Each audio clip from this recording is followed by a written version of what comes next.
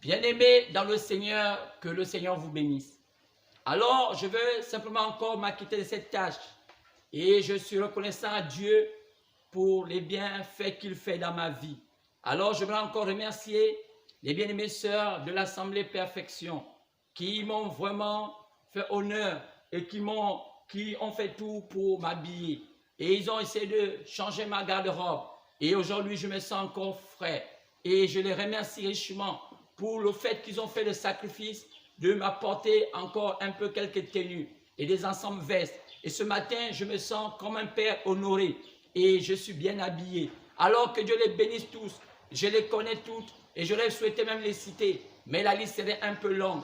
Alors peut-être elles peuvent être autour de 14 personnes ou 15 et je suis content pour ceux-là qui pensent à leur pasteur comme les enfants qui pensent à leur père. Alors j'aime cela et j'aime toute leur voix, même si nous sommes encore loin par rapport à ce confinement. Mais chaque fois quand elles me voient sur leur téléphone ou bien dessus dans tout ce qu'ils font, bien là dans les appareils, comme on peut appeler ordinateur, alors cela on rappelle les bons souvenirs lorsque nous sommes ensemble et je passe mon temps à les conseiller comme une maman poule parle à ses enfants. Alors vous remarquez que lorsque les poussins sont encore tellement petits, alors regardez, ils marchent toujours autour de leur maman. Alors, c'est quoi? C'est une forme de protection parce qu'il y a toutes sortes de bêtes qui sont là comme des prédateurs qui sont prêts à vouloir faire du mal à ces poussins.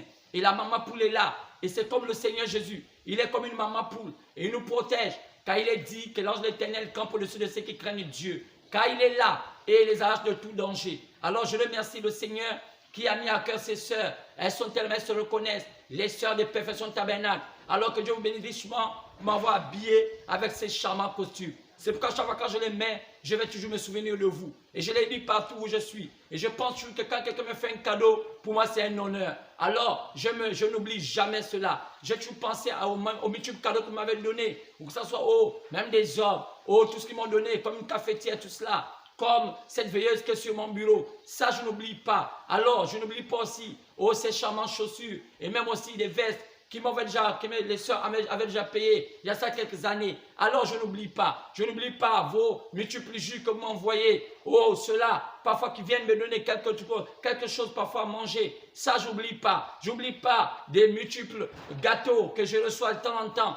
Ça, je n'oublie pas. Ça, vraiment, il y en a tellement de choses. Et aussi de l'affection que vous avez pour moi. Quand je sens dans votre groupe, lorsque vous en parlez, même si je ne suis pas peut-être dans votre WhatsApp, mais je sais qu'il y a des bonnes paroles que vous faites et vous avez des bons projets par rapport à cette assemblée. Alors c'est bien. Lorsque vous avez ce genre de choses, je pense que le Seigneur vous bénira. Alors je suis content. Alors je crois aussi que les hommes aussi font la même chose. Même si ce n'est pas une forme de concurrence, mais je crois que ce sont des gens bien. Alors, je crois que simplement, les femmes sont un peu parfois plus spontanées et c'est ce qui marche. Même au temps de Jésus, les femmes étaient tellement spontanées. Il n'y a qu'à voir la lecture de la parole et voir comment les femmes se démêlaient au temps de Jésus. Le Seigneur, comment elles étaient là, les Suzanne et Anne, tout ce monde-là et toutes ces personnes-là, elles étaient là, les Marie, Magdala et tout ce monde.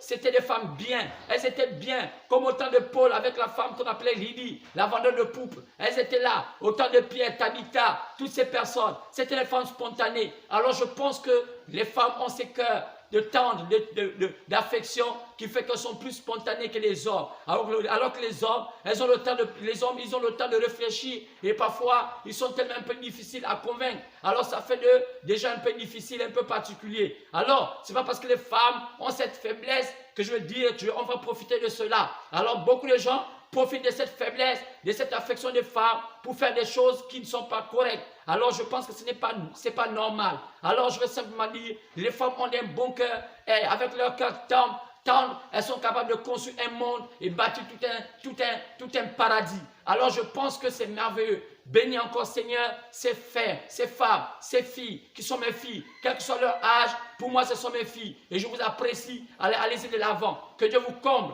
Alors s'il y a encore des choses qui ne vont pas dans vos vies, alors que Dieu vienne et règle ce problème et que moi, peut-être que moi je ne peux pas car je suis un homme, mais le Dieu Tout-Puissant, le Seigneur Jésus-Christ de gloire est capable de régler ces choses. Et je pense que maintenant je parle alors que je n'ai que la pensée, oh, seulement la pensée de croire que vous devez être heureuse, alors je pense que Dieu va faire quelque chose. Oh, seulement dans la pensée. Merci. Parce qu'il était dit que l'homme seulement, même dans la pensée, il pourra pécher. Alors que si l'homme dans la pensée, il peut pécher, alors que l'homme aussi, dans la pensée, il peut avoir la bénédiction. Car la parole parle plus, car la pensée parle plus même que la parole. Alors je crois à cela. Alors sœurs, soyez bénis dans le nom de Jésus, de toutes sortes de bénédictions. Alors merci Seigneur. Oui monsieur. Alors, nous voulons entamer ce message à nouveau.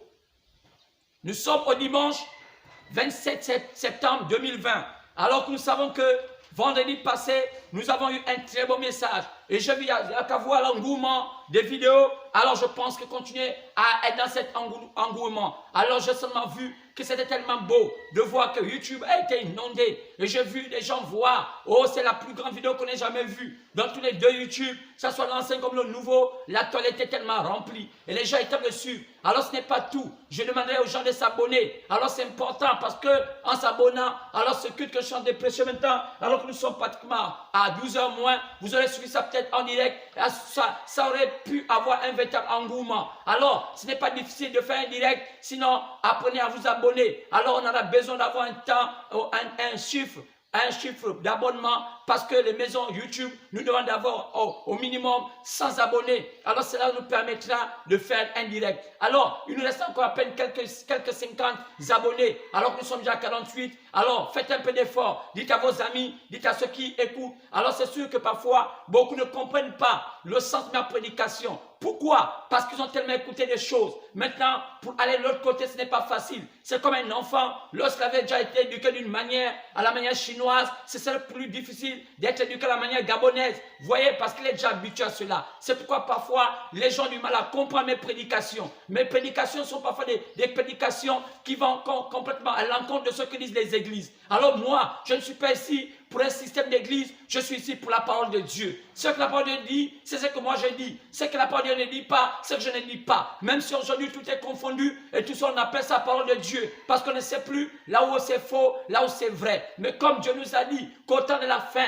il y aura ce qui va détecter ce qui serait faux et ce qui serait vrai. C'est la parole révélée dans sa plénitude. Alors, moi je crois qu'en étant parmi les serviteurs qui ont découvert cette parole révélée dans sa plénitude, alors j'ai la possibilité de découvrir, connaître ce qui est vrai, ce qui est faux. Alors c'est pourquoi je vous demande de beaucoup vous abonner et pourquoi pas, je remercie ceux-là qui font aussi des commentaires, ce qui est bien. J'aime voir cela, ça m'encourage comme un footballeur dans un stade, comme un sportif dans un stade, même un athlète, lorsqu'il court et ses fans continuent à dire vas-y, vas-y, alors ça multiplie en lui l'effort. Alors faites cela, c'est bien, et publiez cela, donnez des commentaires et dites à vos amis d'écouter ce message. Il est important quand nous sommes au temps de la fin et beaucoup de choses doivent se passer et le monde est dans une forme d'aveuglement. Alors c'est pourquoi moi mon but ici c'est d'apporter la portion que Dieu m'a donnée, de vous apporter et c'est de vous éclairer. Alors nous allons peut-être commencer tout à l'heure sans tarder, mais je voulais vous dire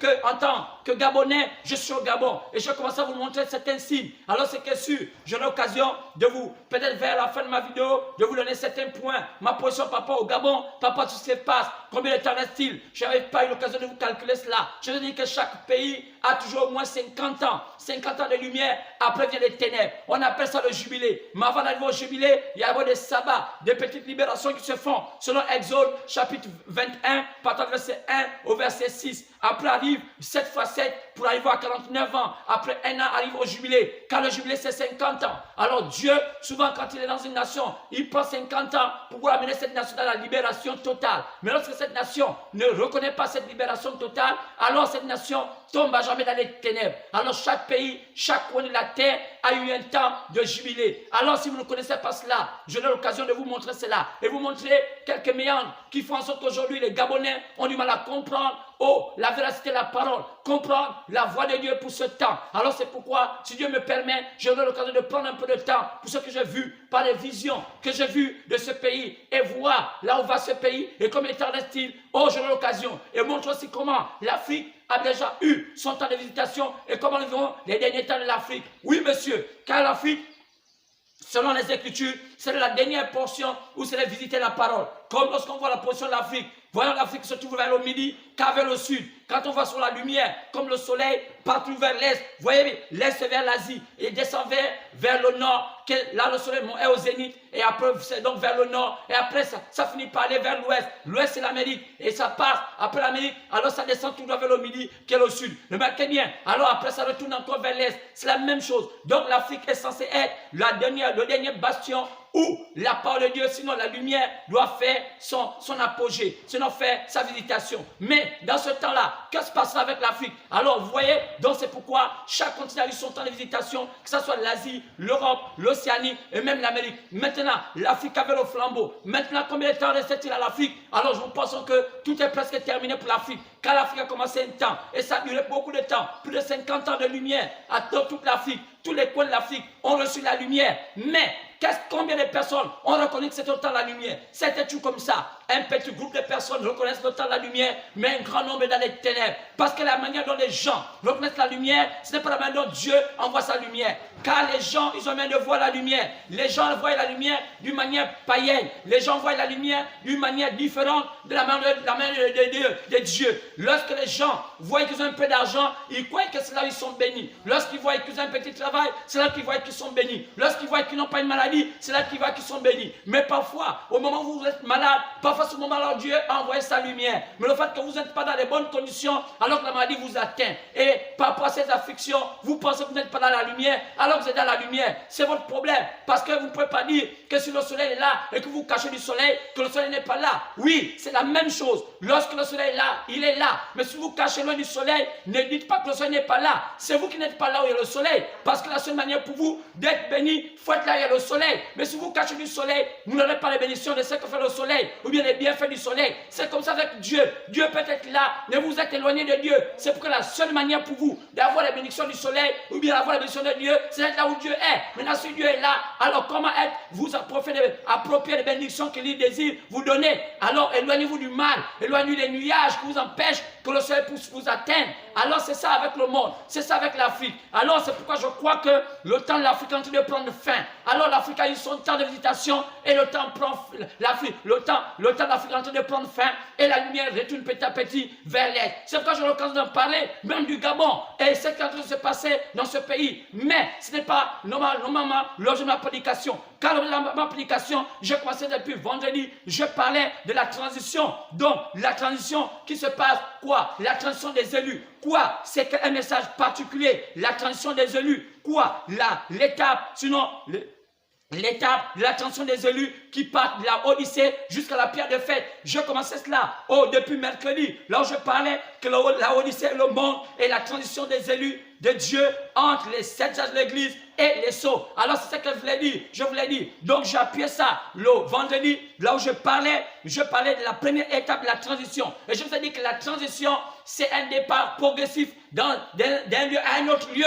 Donc je vous ai dit que après que Dieu ait fixé le temps de choix des élus parmi les nations en programmant 7 temps, qu'est-ce qui s'est passé? Il devait prendre au dernier temps tous les élus qui ont cru depuis le premier âge jusqu'au 7e âge, les regrouper au temps qu'on appelle la Odyssée, que le dernier âge. Et là-dedans, il devait même avoir un départ pour une transition. Quoi? Un départ progressif pour arriver à un but précis. Quoi? Les élus devaient quitter la Odyssée car le monde termine avec la Odyssée. Toute la terre entière, leur système s'arrête à la Odyssée. C'est pourquoi on appelle ça la démocratie. C'est le temps de toutes les lumières, la démocratie. Le temps où tout le monde veut les droits des peuples, tout le monde veut la liberté. Quoi? À la fin sera frisé à libertinage. Tout comme vous allez remarquer, tout sont des perversités, l'homosexualité, les hommes quittant les hommes, quittant les femmes, allant vers les hommes, les femmes quittant les hommes, allant vers les femmes. Quoi? Ce n'est plus une liberté, c'est une libertinage. Car ce n'est pas cela. Même en Christ, il y a des limites. Alors c'est pourquoi? Parce que nous savons, on ne peut pas avoir une vie sans avoir des limites. Car la terre a un commencement et une fin. Pourquoi? Ça a des limites. Alors, c'est pourquoi, quand on regarde bien la liberté dont le monde veut, ce n'est pas une véritable liberté, c'est le libertinage. C'est pourquoi la Odyssée Laodicée veut dire droit de peuple. Le peuple crie de partout. Tout le monde veut la liberté. Tout le monde veut le droit, les droits des paroles. Tout le monde. Alors, c'est là où naissent aussi des oppositions venant de la dictature. Et on voit des présidents qui naissent, des démons qui viennent de l'enfer. Et c'est la torture des peuples. Ils font du mal aux gens. Ils les emprisonnent. Ils les font ceci. Ils les font cela. Ils utilisent la force publique. Quoi? L'armée. Et l'armée est là pour soutenir des dictatures, soutenir des choses qui sont mauvaises. Et on fait tellement le mal aux gens. Oui, mais c'est un temps compliqué. C'est le temps de la Odyssée. Dans cela, on voit que tous les esprits qui sont partis du premier âge, du premier temps qu'on appelait fête, de tout cela, Esmine, de Pergame, de Thyatire, de Sardes, de Philadelphie, tous ces esprits se regroupent à la Odyssée. Tous ces démons sont là. Alors il y a une grande bataille qui se fait à la Odyssée. Cette bataille, on pourrait appeler ça, la Bible appelait ça la bataille d'Armageddon. Cette bataille qui précède, le temps de paix qu'on appelle le millénium, où Jésus doit régner. Et les gens ne peuvent même pas croire que le millénium aura lieu. Il aura lieu. Jésus va faire établir sur la terre 1000 ans de règne. Peut-être que vous ne croyez pas cela. Moi, je crois cela. Parce qu'il y a eu un prophète qui a confirmé cela et nous a montré les signes que cela se passera. Même si les gens pensent que ça ne va pas avoir lieu parce que le prophète n'est plus là. Mais Dieu va faire accomplir sa parole. Parce que c'est la parole. Alors, remarquez bien que cela se passera. Alors la Armageddon se passe avant que le millénium s'établisse. Ce qui va se passer, c'est que quoi? Les temps seront fâcheux. Satan va comprendre que c'est le temps où il faut encore bousculer les loins. Alors, il va y avoir une grande tribulation sur la terre. Alors, pour cela, qu'est-ce qui se passe? Dieu est dans l'obligation de faire quitter son peuple de la pensée de la pensée de la Odyssée, parce que tous ceux qui auront la pensée de la Odyssée en étant croyants seront des ennemis du diable. Alors le diable pourra facilement les repérer. Alors vous voyez, donc les églises seront à la merci du diable, voyant la main de ils font. Alors Satan va s'emparer d'eux et les faire aussi mal, qui va créer de tous les systèmes possibles, l'écuménisme et tout cela. On va avoir des confédérations des églises, les fédérations des églises, ce qui va conduire les gens dans le trou. Alors qu'est-ce qu'il faut faire? Il faut préparer les élus à les cacher quelque part. Alors c'est un type de Joseph avec la femme qu'il avait épousée parmi les païens qu'on appelait Asnath. Alors qu'est-ce qui s'est passé? Lorsque Jésus avait fini d'aller épouser, sinon Joseph avait fini d'aller épouser sa femme en Égypte, qui est un type du monde païen, il devait retourner maintenant à Jérusalem. Donc, sinon, allez, regardez, celui qui avait laissé, c'était Benjamin. Benjamin qui est un type de 144 millions, dit l'Apocalypse au chapitre 7, qui va encore aller retourner, prendre ses derniers, ses frères qu'il avait laissés en suspens. Alors, pendant qu'il va aller les prendre, ses frères qu'il a laissés en suspens, qu'est-ce qui se passe dans le monde païen? Il se passe une tribulation. Satan se fâche parce qu'il y a eu des dégâts dans son camp. Pendant tous les âges, les élus sont sortis de son camp. Ils ont été libérés par la parole. Alors Satan va se fâcher, il va les maltraiter. Mais qu'est-ce qui va se passer? Dieu est dans l'obligation de couvrir, cacher ses élus. Mais où serait Asnath lorsque Joseph retourne? Regardez Benjamin parmi ses frères. Asnath, qui est le type de l'épouse, doit être caché dans le palais. Mais c'est quoi être caché dans le palais? Tout cela, l'épouse et les vrais chrétiens doivent connaître ce que je suis en train de dire. Car ici, je ne parle pas des choses à m'amuser. Je parle des événements qui doivent arriver sur la terre et des événements concrets. Car la Bible n'est pas une histoire, la Bible est une réalité. C'est pourquoi lorsqu'on prêche, un vrai pasteur, lorsqu'il prêche, il doit prêcher le message du temps, le message du jour. C'est ce qui permet à un homme, quand il écoute ça, il a une foi fraîche. Pas une foi passée, mais une foi fraîche. Car la foi vient de ce qu'on entend, et ce qu'on entend vient de la parole de Dieu. Un vrai pasteur est loin du Seigneur, est loin de l'Esprit, pour apporter aux enfants de Dieu un message frais, une manne fraîche. Car la manne ne se cachait pas, elle se mangeait au jour au jour. Aujourd'hui, nous avons une manne fraîche. Alors, un vrai chrétien, un vrai pasteur comme moi, doit apporter une manne fraîche, parce qu'aujourd'hui, nous mangeons le du temps, comme avait dit Jésus. Donne-le le pain du jour, pas le pain d'hier, la parole de Dieu du jour. C'est ce qui va te donner des vitamines appropriées. Lorsque tu manges une nourriture qui a dormi, alors il y a des bactéries dessus, ça peut te rendre malade. C'est pourquoi aujourd'hui, beaucoup de gens mangent de nourriture avec des vers de terre, avec tous ces genres de choses, et la vie est rétrograde. Ils ne progressent pas. Nous sommes à la Odyssée, et à l'Odyssée, nous devons avoir un message approprié par rapport au combat de la Odyssée. C'est pourquoi ce monde-ci, entier, là où je vous parle, nous sommes en plein dans la Odyssée. Mais les élus sont censés de sortir selon la pensée de la Odyssée, et être des vainqueurs de la Odyssée, car il est prévu que les élus doivent être vainqueurs de la Odyssée. Malgré les démons qui sont à la Odyssée, qui se sont regroupés, qu'on a un combat d'Armageddon, car il serait spirituel et aussi serait physique. Car le communisme est là, et la Bible nous dit, le communisme va jouer un grand rôle. Quoi? Dieu a mis un dessein pour accomplir quelque chose au travers du communisme. C'est pourquoi comprendre ces choses, ce n'est pas facile. Maintenant, savoir que c'est quoi le communisme, beaucoup de gens savent, croient que le communisme reste des partis politiques. Parce que lorsqu'on passe sur un communiste, on voit parti politique. Mais alors que non, le communisme c'est une idéologie. Alors, ça frise même dans la spiritualité aussi. C'est pourquoi vous allez comprendre qu'il y a beaucoup de maisons de lumière qui sont en réalité sont des communistes. Mais les gens ne comprennent pas ça. Il faut aller étudier comment fonctionnent ces maisons de lumière. Vous allez comprendre que c'est le communisme sous la forme de la spiritualité. Et William Branham pouvait dire qu'au point du temps de la fin, il pouvait dire que la Odyssée est ponctuée par l'âge du communisme. C'est le communisme qui domine la Odyssée. Maintenant, vous allez voir tout ce qui se passe sur la terre. Quel que fait le communisme avec toutes ces inventions. On voit tous ces grands savants. Quoi? Le communisme a pour Dieu la science. Regardez tous ces grands savants. Diderot, tout ce monde. Einstein, tous ces grands hommes qui ont inventé la lumière. Edison, tous ces hommes-là qui ont fait des inventions sur la terre. Qui étaient-ils? C'était des communistes? Oui, monsieur. Il n'y a qu'à regarder. Oui, parce que quand vous voyez leur vie, vous voyez leur idéologie, c'était des communistes. Maintenant, vous allez comprendre c'est quoi le communisme. C'est pourquoi aujourd'hui, mon but, c'est de continuer à progresser. Après qu'on ait parlé de cette transition, je parle de la première étape là, de la transition et la première des élus. Quoi? Pour aller se cacher vers la pierre de fête. Là, il y avait une première transition du départ de la Odyssée à la pierre de fête. Mais aujourd'hui, on va voir la deuxième transition. Mais maintenant, avant d'aller à la deuxième transition, on va faire une injonction entre la première et la deuxième pour bien comprendre de quoi il s'agit. Parce que ce n'est pas facile. Oh, il y a des gens parfois qui racontent des choses qu'ils ne maîtrisent pas. C'est ce qui fait qu'aujourd'hui, beaucoup de gens qui ne croient pas au Seigneur, parfois ils écoutent les pasteurs, ils se disent que tu racontes n'importe quoi. Mais les vrais ouins, les vrais hommes, même s'ils ne croient pas au Seigneur, quand ils s'assoient, ils écoutent un peu ce que quelqu'un peut dire, quand c'est un bon sens, alors s'il est quelqu'un qui est attentif, il peut dire, je crois que c'est vrai. Même s'il ne vient pas à l'église, mais il peut dire, je crois que c'est vrai. C'est pourquoi j'ai parfois la possibilité de parler certains jours en relation avec nos traditions, comme on parle un peu chez les femmes, le melade, le biéri et tout cela, et tout ce qu'on fait, et là, l'histoire de vêtements, et puis sans compter la kaga qui est servite où on prépare la femme à sa franchise de la vie et tout cela. Donc, ces choses-là, on doit comprendre. Parce que sinon, comment comprendre ces choses? Sachant que c'est dans ce genre de choses que les hommes sont embrigadés. Satan prend en otage des gens dans ce genre de choses. Que dire de ceux qui sont du côté du sud? Quand on va, les Tsogo, les Apinji, avec leur beauté, leur djembe, et leur niembe, et qu'on appelle niembe, et toutes ces choses. Et ne pas voir aussi, oh, pourquoi pas parler aussi de Kissi, avec leur mouroulou, et leur bouti pour les hommes. Que ne pas parler, et de partir même dans beaucoup dans l'est, le sud-est, avec les côtés, toutes ces choses. Et même dans Tunzebi, avec tout ce qu'ils font. Oh, quoi? Avec tout ce qu'ils dansent. Oh, il y en a tellement de choses comme ça. Les danses des femmes, les cérémonies de circoncision, là où on voit des femmes nues, on essaie de faire des rituels et toutes ces choses-là. Oh, il y a tellement de choses que quand vous partez un peu de partout avec les gens du sud, le sud-est, avec les simbou, tout ça, cette danse où les femmes dansent,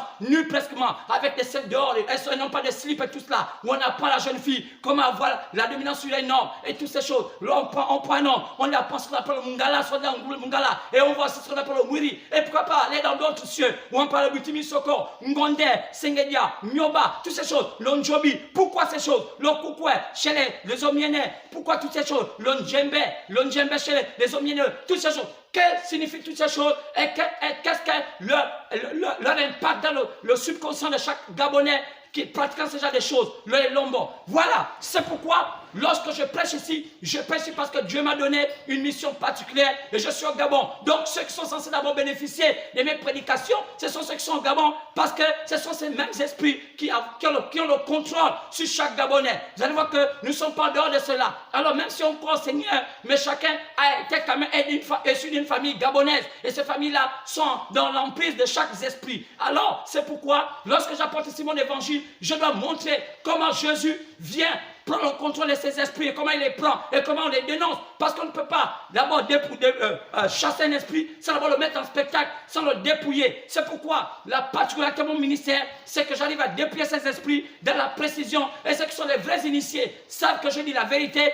Et ceux qui ne sont pas, c'est pour la question, est-ce que ce qu'ils racontent est vrai? Alors, je crois que c'est une grâce que Dieu m'a donnée. Comme Dieu avait donné la grâce à Moïse, il fallait que Dieu fasse d'abord entrer Moïse dans la cour des pharaons pour mieux comprendre comment fonctionne le monde de Pharaon. Sinon, personne ne pouvait délivrer l'Égypte si ce n'est Moïse parce que Moïse était bien placé pour comprendre comment fonctionnait Pharaon. Oui, c'est comme ça. C'est ce qu'on comprend aujourd'hui, j'ai souvent parlé, même aux activistes, tous ce sont en train de faire aujourd'hui. Je dois dire que parfois, ils ont envie de faire des choses qui sont contraires à la volonté divine, à la chose véritable. Pourquoi? Parce qu'ils ne connaissent pas. Quand on combat et on fait une guerre, on doit savoir avec quelles armes on guerre, on doit agir. Parce que la guerre, chaque guerre a une bataille appropriée. Il y a des armes appropriées. Lorsqu'on va à une guerre contre un pays, et même on regarde aussi, on essaie de voir la qualité des armes que l'adversaire va utiliser. Et toutes ces choses-là, si on ne les connaît pas, il va arriver que la bataille va être tellement longue, on va perdre beaucoup de soldats parce qu'on ne sait pas s'y prendre dans la manière de faire la bataille. C'est pourquoi aujourd'hui, dans les guerres,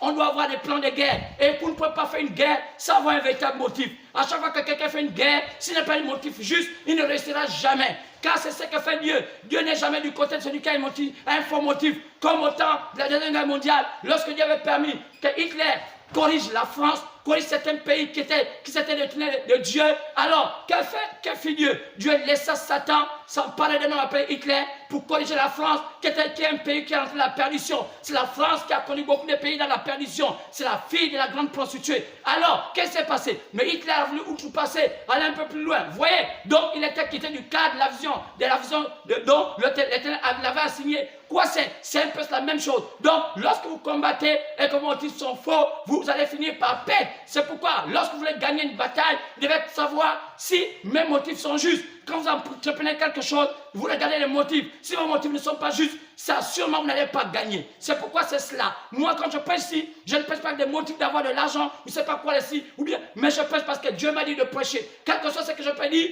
je sais que ce que je dis, je pourrais répondre partout, je serai pour dire voilà ce que je dis, parce que voilà ce que dit celui qui m'a envoyé. Celui qui m'a envoyé, c'est le Seigneur. Il m'a envoyé vous dire ceci, c'est là. Et je vous demande par rapport à la Sainte Bible, ce que je suis dit ici, c'est faux. Maintenant, si vous me condamnez, parce que la Bible le dit, alors je serai content, parce que vous allez rendre compte à celui qui m'a envoyé. Maintenant, si vous me condamnez, parce que je dis ce qui est faux, et ce n'est pas dans ce que lui qui m'a envoyé m'a dit, alors vous avez aussi raison, parce que, effectivement, je le droit d'être condamné. Mais, c'est pourquoi, si mon motif est juste, Dieu va me soutenir. Si mon motif n'est pas juste, je crois que quand tout homme n'a pas un motif juste, il n'est pas normal que quelque chose prospère. C'est pourquoi aujourd'hui beaucoup de gens prospèrent alors que leurs motifs sont faux. Il y a des gens qui font des églises, qui font toutes ces choses-là, alors qu'on voit leurs motifs, ils sont faux, ils prospèrent. Et les gens les appellent grands pasteurs, grands bishops, grandes pastoresses, mais les motifs sont faux. Parce qu'aujourd'hui, c'est la seule manière de mieux appâter les gens. C'est un temps où il y a la carence de la spiritualité. Et les gens vont vers les églises, vont vers les spirituels, soi-disant pour avoir un recueillement de quelque chose d'extraordinaire. Alors que c'est faux. C'est parfois des démons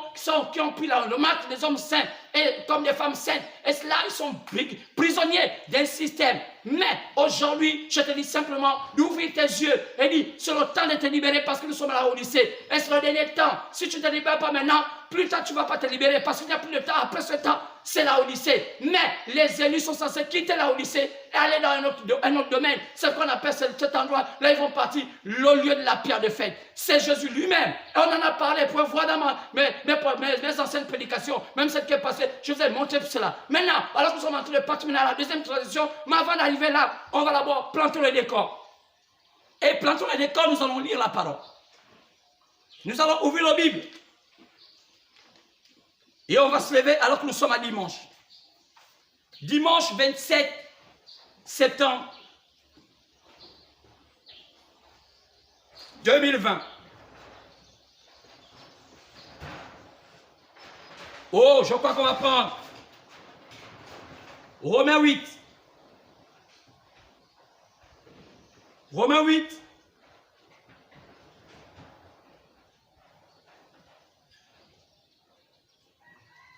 Et avant de prendre Romains 8,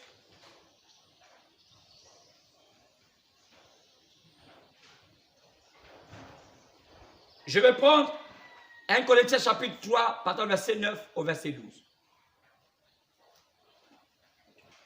1 Corinthiens 3, verset 9 à 12.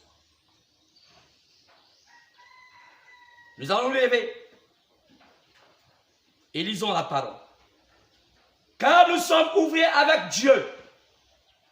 Vous êtes le champ de Dieu, l'édifice de Dieu. Selon la grâce de Dieu qui m'a été donnée, j'ai posé le fondement comme un sage architecte. Et un autre de bâti dessus.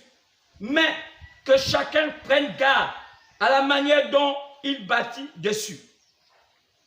Car personne ne peut poser un autre fondement que celui qui a été posé, savoir Jésus-Christ.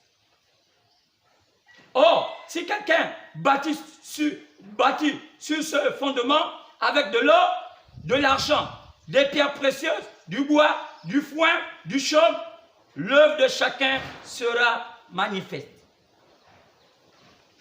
Alors prenons Romains 8. Romains partant du chapitre 8. Oui, Romains chapitre 8.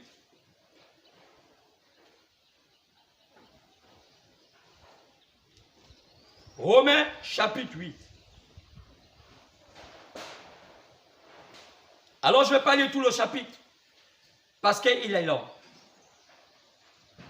On va seulement lire, on va se passer. Mais Romains chapitre 8, partant du verset 1.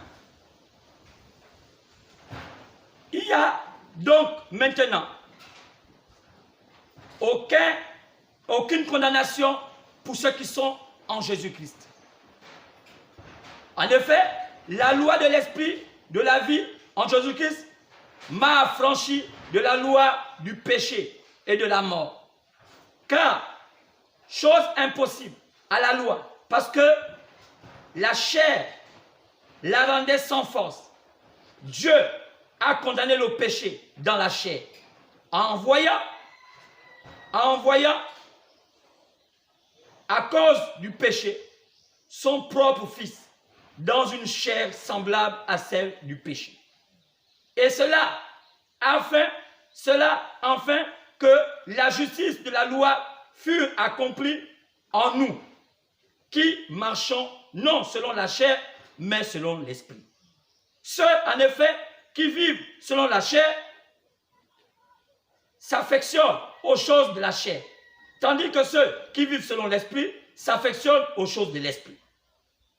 Et l'affection de la chair, c'est la mort. Tandis que l'affection de l'esprit, c'est la vie et la paix. Car l'affection de la chair est inimitié contre Dieu, parce qu'elle ne se soumet pas à la loi de Dieu et qu'elle ne peut qu'elle ne peut même pas. Or, ceux qui vivent selon la chair ne sauraient plaire à Dieu. Pour vous, vous ne vivez pas selon la chair, mais selon l'esprit. Si, du moins, l'esprit de Dieu habite en vous, si quelqu'un n'a pas l'esprit de Christ, il ne lui appartient pas. Et ainsi Christ est en vous. Le corps, il est vrai, est mort à cause du péché. Mais l'esprit est vie à cause de la justice. Et si l'esprit de celui qui ressuscitait Jésus d'entre les morts habite en vous, celui qui a ressuscité Christ d'entre les morts rendra aussi la vie à vos corps mortels par son esprit qui habite en vous. Ainsi, donc, frères, nous ne sommes point redevables à la chair pour vivre selon la chair. Si vous vivez selon la chair, vous mourrez, mais si par l'esprit vous faites mourir les actions du corps, vous vivrez. Car tous ceux qui sont conduits par l'esprit de Dieu sont fils de Dieu. Et vous n'avez point reçu un esprit de servitude pour être encore dans la crainte, mais vous avez reçu un esprit d'adoption, par lequel nous crions Abba Père. L'esprit lui-même rend témoignage à notre esprit que nous sommes enfants de Dieu. Or, si nous sommes enfants, nous sommes aussi héritiers de Dieu, co-héritiers de Christ, si toutefois nous souffrons avec lui, afin d'être glorifiés avec lui, j'estime que la souffrance du temps présent ne saurait être comparée à la gloire à venir qui sera révélée pour nous. Aussi, la création attend telle avec un ardent aussi la création attend-elle avec un ardent désir la révélation du Fils de Dieu. Car la création a été soumise à la vanité. Non de son gré, mais à cause de celui qui a soumise, avec l'espérance qu'elle aussi sera affranchie de la servitude, de la corruption, pour avoir part à la liberté de la gloire des enfants de Dieu. Or, nous savons que jusqu'à ce jour, la création tout entière soupire et souffre les douleurs de l'enfantement. Et ce n'est pas elle seulement, mais nous aussi qui avons les prémices de l'esprit. Nous aussi, nous soupirons en nous-mêmes en entendant l'adoption, la rédemption de notre corps. Car c'est en espérant que nous sommes sauvés. Or, l'espérance qu'on voit n'est plus espérance. Ce qu'on voit, peut-on l'espérer encore? Mais si nous espérons ce que nous ne voyons pas, nous l'entendons avec espérance. De même aussi, l'Esprit nous a aidés dans notre faiblesse, car nous ne savons pas ce qui nous convient.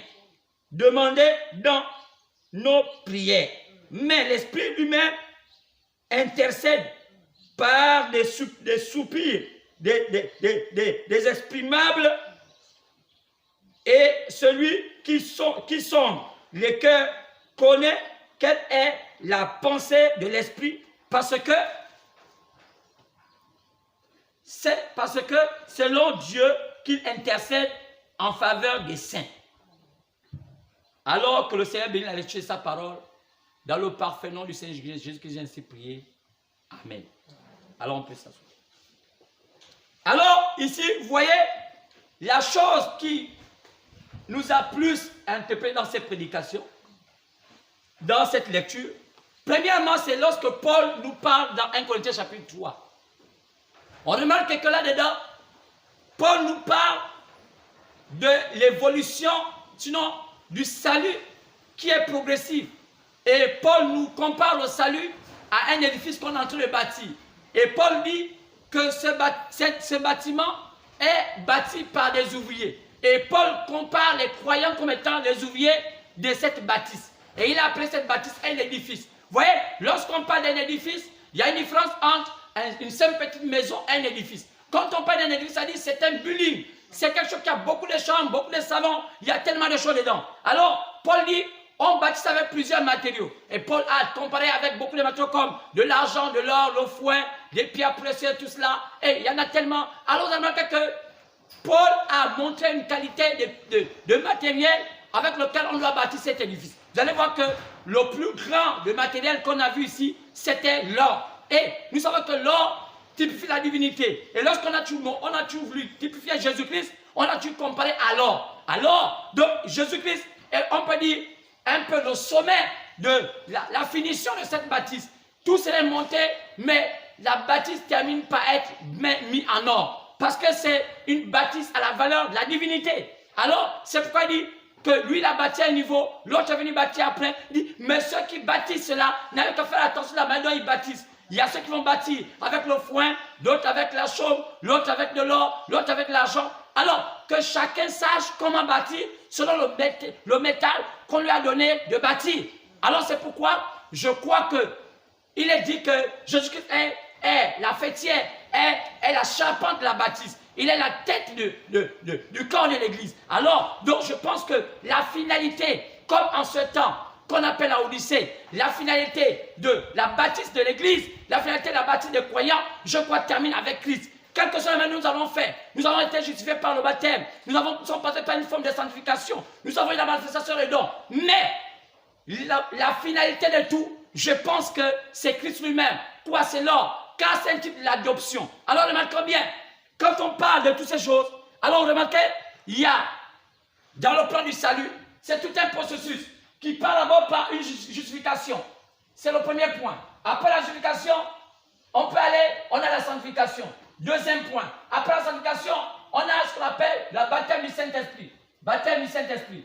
Troisième point. Après, nous avons aussi ce qu'on appelle la quatrième étape qu'on appelle adoption. Justification, sanctification, baptême du Saint-Esprit, adoption. Alors on a compris que première étape, c'est fait par l'homme appelé Luther. C'est là où on a commencé à voir la pousse commencer à donner une tige. C'était Luther qui était là. Après on a commencé à voir le temps suivant, c'était John Wesley. Et c'est lui qui a prêché la sanctification tout au long de sa vie. Alors c'était John Wesley. Alors, à cet ancien temps, vous voyez qu'on s'approchait petit à petit de la Odyssée. Et quand on arrivait à la Odyssée, on arrivait ici. Alors on a compris qu'à la Odyssée, on a vu que là maintenant c'était un autre. On a compris qu'il y a un prophète qui avait venu ici, le prophète Élie. Alors le prophète Élie a été identifié par William Marion Branham. William Branham. Alors remarquez bien. Alors quand on regarde tout cela, je vous ai démontré dans mes prédications passées que c'était le plan du salut qui a commencé depuis l'an 53.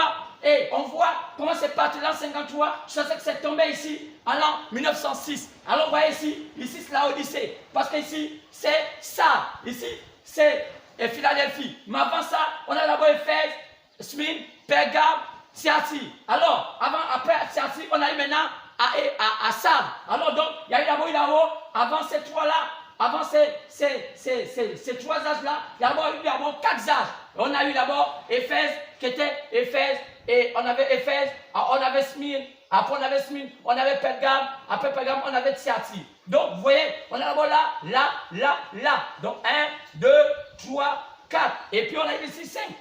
Après on a eu ici 6. Après on a eu ici 7. Quoi? C'est la Odyssée. Quand on lit l'Apôtre chapitre 2, juste après le chapitre 3, on voit ces temps-là qui s'établissent. Ce sont les temps propices que Dieu a permis à ceux qui puissent choisir ses élus, selon Actes chapitre 15, partant de verset 13 à 14, quand il a dit, nous allons jeter ce regard vers les païens pour se choisir un peuple qui va porter son nom. Alors, c'est là. Maintenant, quand on voit les autres qui accompagnent cela, on a compris clairement qu'il y avait la sanctification avec Luther, la sanctification avec John Wesley et le baptême du Saint-Esprit, donc la restauration des dons. C'est pourquoi, à la 7e partie, là où on parle de la Odyssée, c'est le temps de la restauration des dons. Et on appelle ça le plan du blé, que c'est le temps de la balle. Alors, on entend bien, c'est là où on arrive à la balle. La balle dans le plan du salut. Quand c'était la tige, il y avait ici la tige. Après la tige, on avait ici les grecs. Après les grecs. Alors après les grecs, on a ici à la balle. Mais ce n'est pas tout. Après la balle, il faut voir ce qui est dans la balle. Ce qui est dans la balle, c'est la sémence. Donc le blé. Donc le plan du salut n'était pas fini. Parce que la balle n'était pas là. La balle était appelée à aller à l'autre niveau. C'était le 8e. Oui, monsieur. Mais qui était le propriétaire du 8e temps? Le propriétaire du 8e temps, c'était Jésus-Christ lui-même.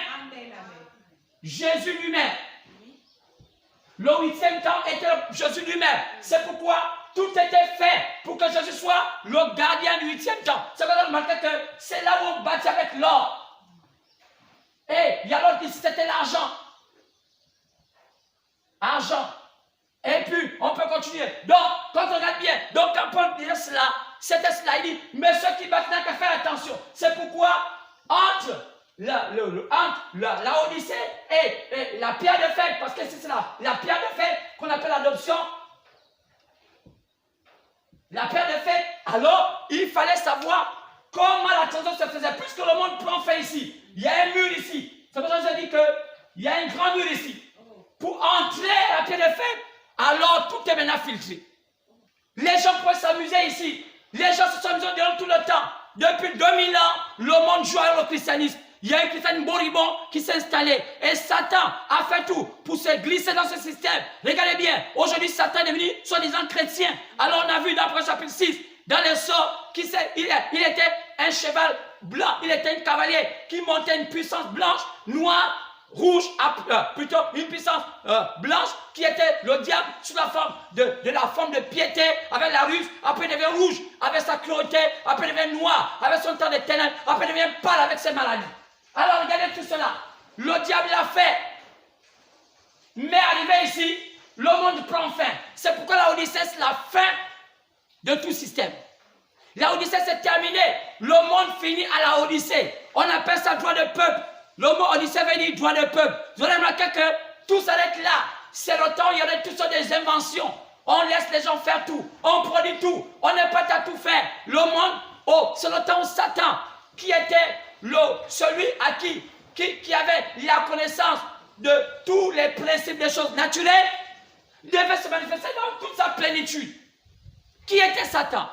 Satan était là dans la connaissance bien du mal. Il connaissait les véritables principes des choses de la vie, des choses de la terre. Donc c'est pourquoi là on disait, c'est un temps où il y a toutes sortes des inventions. Il y a tous. Aujourd'hui, si une femme n'a pas, même pas un sein, on peut inventer un semblant de sein humain. Aujourd'hui, si une femme n'a pas ceci, un homme n'a pas ceci, on invente tout ce qu'on peut inventer, même si ce n'est pas l'original. Mais c'est le temps où il y a toutes sortes de créations. Qu'est-ce qui se passe? L'homme veut se comparer à Dieu. L'homme veut faire tout. C'est un temps où le péché est tellement élevé. C'est un temps où les gens ne savent pas comment vivre. On voit aujourd'hui, il y a une forme d'instabilité. Les gens ne savent même pas comment être stable. Les femmes ne savent pas comment être stable. Quoi? C'est le temps de la cupidité. C'est le temps des infidélités. C'est le temps où on ne sait pas comment s'asseoir. On ne sait pas comment se tenir. Quoi? La Odyssée. C'est pourquoi l'Église, l'épouse de Jésus-Christ, ne peut pas prospérer à la Odyssée. Elle est censée sortir de la Odyssée. C'est pourquoi William, quand Dieu l'avait donné le message, le sceau, il a prêché le message qu'on appelait la brèche. Après, avant de prêcher le message qu'on appelait la brèche, dans le livre il appelé 7 sceaux, il a d'abord prêché ce qu'on appelle Dieu se cache et se révèle dans la simplicité. Qu'est-ce que c'est pas ça? Il devait avoir passage de la Odyssée pour que les élus aillent à la pierre de fête. Et William avait fait ça comme une forme de pyramide. Et la fêtière était là-haut. Et on a vu ici, il y avait les âges. Et il fallait que l'épouse a marché durant tous ces 7 ans. Il fallait arriver ici, c'est la Odyssée. Maintenant, il fallait entrer ici. Il y avait une passation entre la Odyssée et la pierre de fête. Et ce qui fait la connexion entre le passage de la Odyssée et la pierre de fête, il y avait le Saint-Esprit. Donc, c'est pourquoi on entrait là-bas par le Saint-Esprit, pas par des bricoles. C'est pourquoi aujourd'hui, inventer un semblant de Saint-Esprit ne marchera pas. Il faut que quelqu'un connaisse exactement c'est quoi le Saint-Esprit. C'est pourquoi ce message sur le Saint-Esprit est capital. On peut se poser la question, c'est quoi le Saint-Esprit? Et comment reconnaître que quelqu'un a le Saint-Esprit? Quelqu'un peut manifester autant de dons. Quelqu'un peut avoir autant de choses. Guérir les malades, effectuer ces choses-là et aller en enfer. Quoi c'est? Dieu acceptant qu'il fasse des miracles. Mais pourtant, le Saint-Esprit n'est pas rentré en lui. C'est pourquoi beaucoup ont chassé les démons, mais peut-être se sont retrouvés en enfer. Comme qui? Comme Judas. Judas chassait les démons. Donc aujourd'hui, le signe qui montre que vous êtes un vrai chrétien, ce n'est pas parce que vous chassez les démons. C'est pas parce que les démons vous sont soumis. Parce que c'est Dieu dans sa bonté qui accepte, qui veut que les démons partent. Même quand tu es faux, et que tu utilises les principes de chasser les démons, si Dieu le veut, il le permet. C'est que vous avez remarqué qu'il y a des gens qui trouvent les guérisons même chez des marabouts. Ce n'est pas parce qu'ils sont puissants, c'est parce que Dieu dans sa bonté, sachant que vous n'avez pas d'issue, votre seule manière de croire, c'est d'aller chez les marabouts. Alors il permet à ce que chez les marabouts, vous trouvez la guérison. Même les hôpitaux, aucun médecin ne peut nous dire un médicament qui guérit.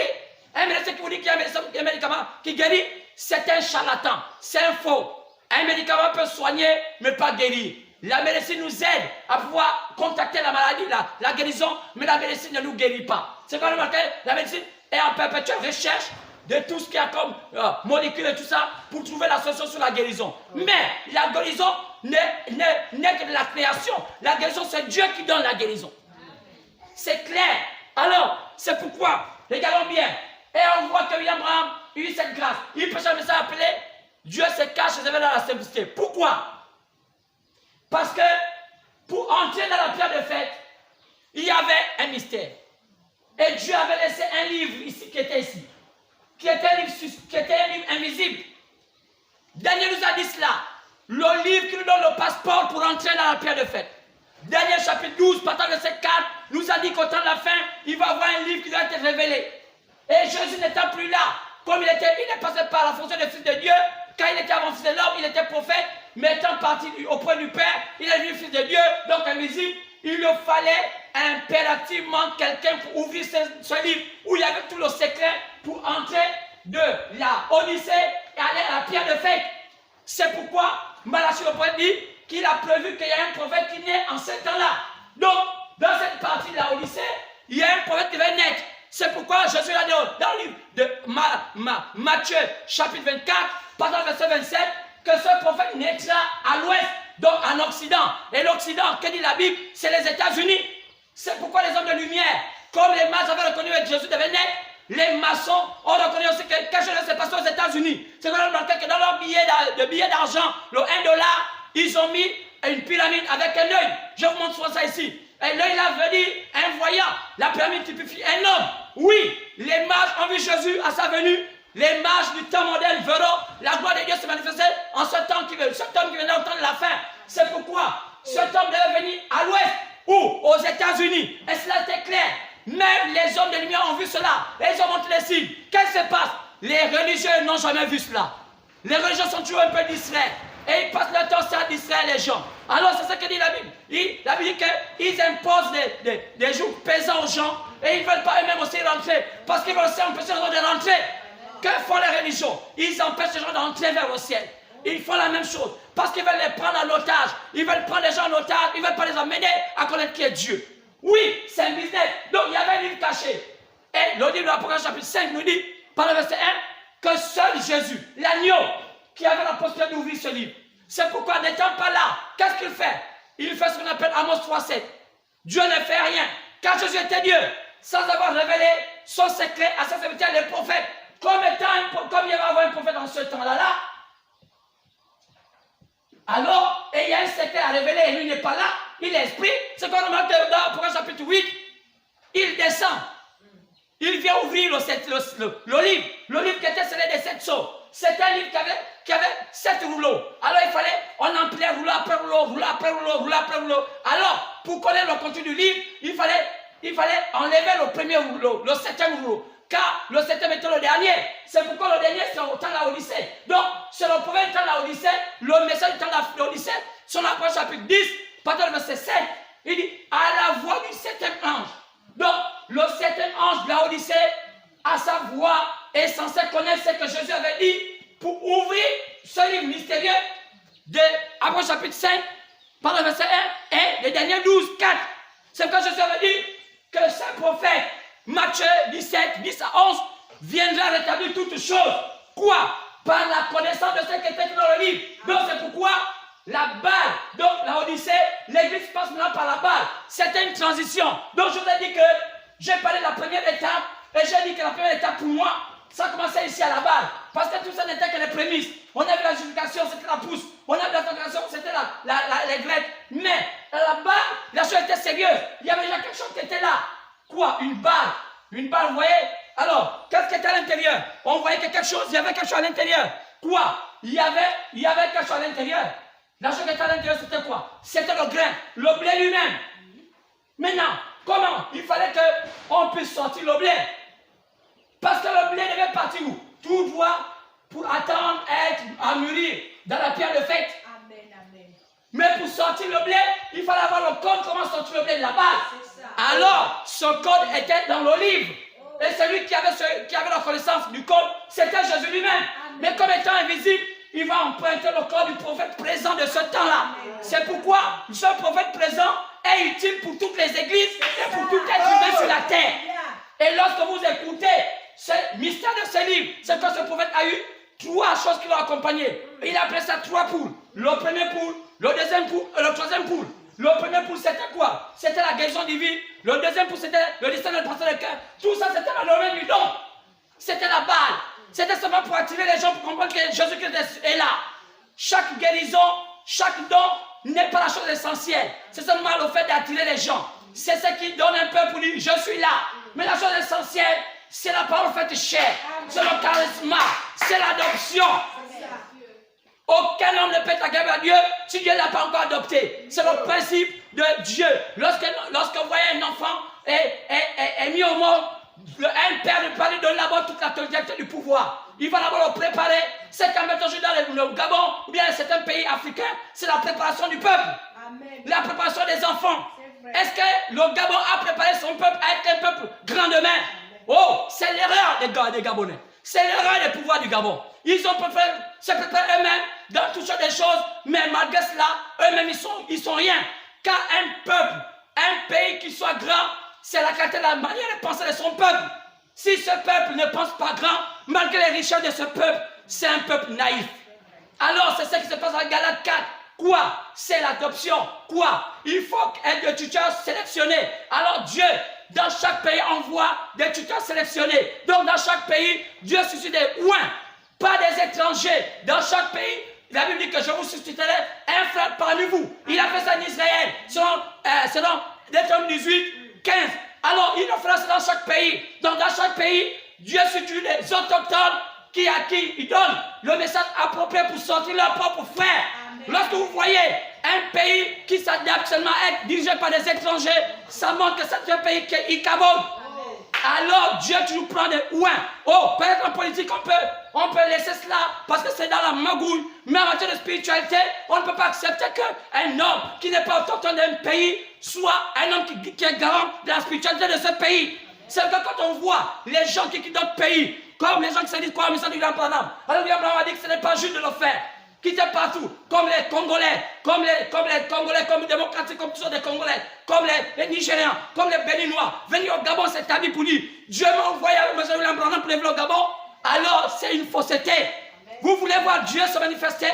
Voyez comment Dieu a parlé de ce message de William Branham et comment il a mis chaque chose avec précision. Maintenant, quand ce n'est pas ça, c'est le diable. Même quand on lit le prochain William Branham, mais si ce qu'on fait n'est pas en accord avec les Écritures, ça devient le diable. C'est ce qui a fait aujourd'hui que les gens se détournent la pure parole. Et ce William est aujourd'hui galvaudé, aujourd'hui chosifié. Oh, c'est une grâce. C'est quand j'ai cette grâce. Dieu m'a dit, toi, j'ai fait un signe sur toi. Et le 11 septembre 2020, Dieu a montré un signe. Et je ne pas cela. Et j'ai dit que Dieu a dit un signe. Il dit, voici, je mets un signe sur lui. Il a décidé de prendre la position. Il dit, celui qui prend position de la parole, je prends position pour lui. Et Dieu m'a donné un signe. En 2020, un signe a traversé quoi? La même colonne de feu qui était dans William Branham m'a aussi traversé. Pour dire, toi aussi je te donne un signe. Et ça traversait quoi? Mon épaule. Qui est quoi? Qui t'épisifie le commandement. Je te le donne, toi aussi, pour prêcher l'évangile. Il a aussi traversé toi. Il a aussi traversé ma bouche. Pour faire comme avec Esaïe. Quoi? J'ai saigné ta bouche. Il a dit, j'envoie les chaleurs de feu. Il a saigné ma bouche. Et il a aussi quoi? Il a aussi traversé mes yeux. Quoi? Pour dire, désormais tu ne verras plus comme tu as vu. Désormais tu vas voir comme moi je dis de voir. C'est pourquoi aujourd'hui mon message devient difficile. Et les personnes ne peuvent plus me comprendre. Même les fidèles ne peuvent plus me comprendre. Parce que Dieu m'a amené dans une autre dimension. C'est pourquoi je ne peux plus prêcher différent, ne peux plus prêcher comme avant. Aujourd'hui, Dieu s'est tabernacle en moi. Oui, monsieur. C'est ça qui fait qu'aujourd'hui, j'ai du mal maintenant à lire même les postures. Je les comprends simplement. Et c'est là coule dans mon esprit. Qu'est-ce que c'est que ça a compris? C'est après chapitre 10, passage verset 8. Qu'est-ce qu'il dit? Prophétise à nouveau. Toi, avale le livre et prophétise à nouveau. Je ne veux plus passer lire le livre, mais je l'ai avalé et je dois prophétiser à nouveau. Et qu'est-ce que veut prophétiser? Le Saint-Esprit. Dieu dans l'homme. Le même esprit qui était là, William Branham, est descendu en moi. Et ce que je dis, et je crois que c'est la vérité. Parce que vous avez vu, la science a filmé cela. L'épaule a été adoptée comme étant le commandement. La bouche a été saignée et les yeux étaient ouverts. Désormais, maintenant, je vois. Autrement, j'étais aveugle, maintenant, aujourd'hui, je vois. C'est pourquoi on regarde ici. Qui? William Branham est censé être celui à qui Jésus va tabernacler. Quoi? Parce que le repos de cette prévu en ce temps. Alors, c'est lui qui révèle tout ce qui était dit. C'est pourquoi il dit, à la voix du septième ange, qui? Le messager de la Odyssée, le messager de la Pentecôte, est censé être le messager à qui Jésus va se révéler pour enfin faire rentrer les gens dans la brèche. C'est pourquoi il prêche à la brèche. Il a prêché, Dieu s'est caché dans cette c'est qui? Jésus s'est caché, il s'est révélé dans William Branham. Et après, qu'est-ce qu'il fait? Il est devenu un homme à nouveau. Il a marché parmi les vivants. Et les gens n'ont pas reconnu parce qu'il avait changé de nom. Mais le véritable nom de Jésus, c'est la parole. de Jésus-Christ, la parole. Car William Branham ne s'appelle plus William Branham, il s'appelait H.A.M. Pourquoi il y avait le nom H.A.M? La parole tabernacle dans un homme. Alors, William Branham avait une mission. Après avoir prêché, Dieu s'est servi la simplicité, il devait venir prêcher ce qu'on appelle la brèche. Alors il devait pousser tout un chacun. Quoi? Chaque chrétien sortit de la Odyssée et rentrait dans ce petit trou qu'on appelle la brèche. Quoi? Dans ce petit trou qu'on appelle la brèche, la Bible dit que ce serait serré, resserré, étroite. C'est toute piste qu'on appelle le chemin. C'est un petit chemin. Vous voyez, si on peut mettre ça au Gabon, ce chemin on l'appelle Moulanda. Donc le petit chemin étroit.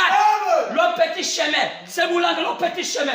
Étroit est ce chemin qui conduit la vie éternelle. Espacieuse, celle qui conduit. Oh, c'est vrai que lorsque j'ai été appelé au ministère, mon ministère avait commencé par un autre ministère. J'ai commencé à écouter un message chez un pasteur qu'on appelait Ngoma. Que voulait dire Ngoma? Ngoma veut dire le tam-tam. Alors dans les symboles, quand on voit les tam-tams, c'est le tam-tam appelle le peuple au regroupement. C'est pourquoi en ce temps-là, ce ministère de ce message appelé Ngoma, c'est un ministère qui a donné de l'impact dans le Gabon. C'est un ministère qui a amené un rassemblement des élus au Gabon. Maintenant, il fallait aussi un chemin. Oui, chaque chose a un temps.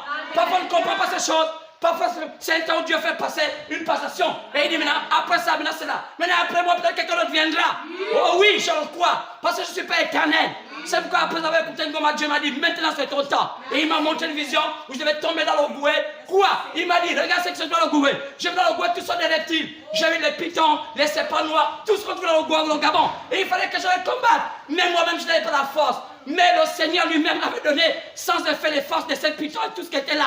Qu'est-ce qui s'est passé? J'ai traversé le gouet sans pourtant avoir été mordu par ces serpents ou bien par ces crocodiles. Qu'est-ce que voulait dire ces serpents? Les puissances du diable. Quoi?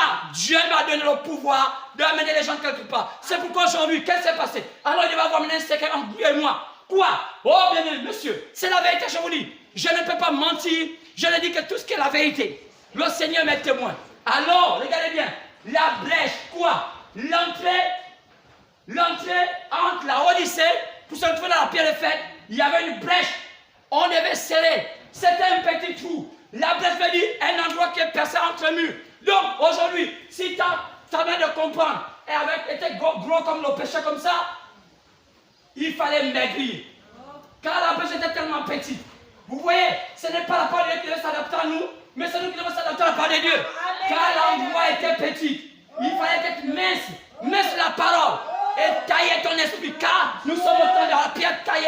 Il fallait que ça soit un peu, tu aies une forme un peu pyramidale, sinon cubique. C'est pourquoi la vie devrait ressembler à une entrée. Oh, je ne sais pas comment vous dites comment la brèche devait être. Oh, je dis peut-être que, je ne suis pas un bon dessinateur. Peut-être qu'il y avait une brèche, peut-être l'entrée était un peu bizarre.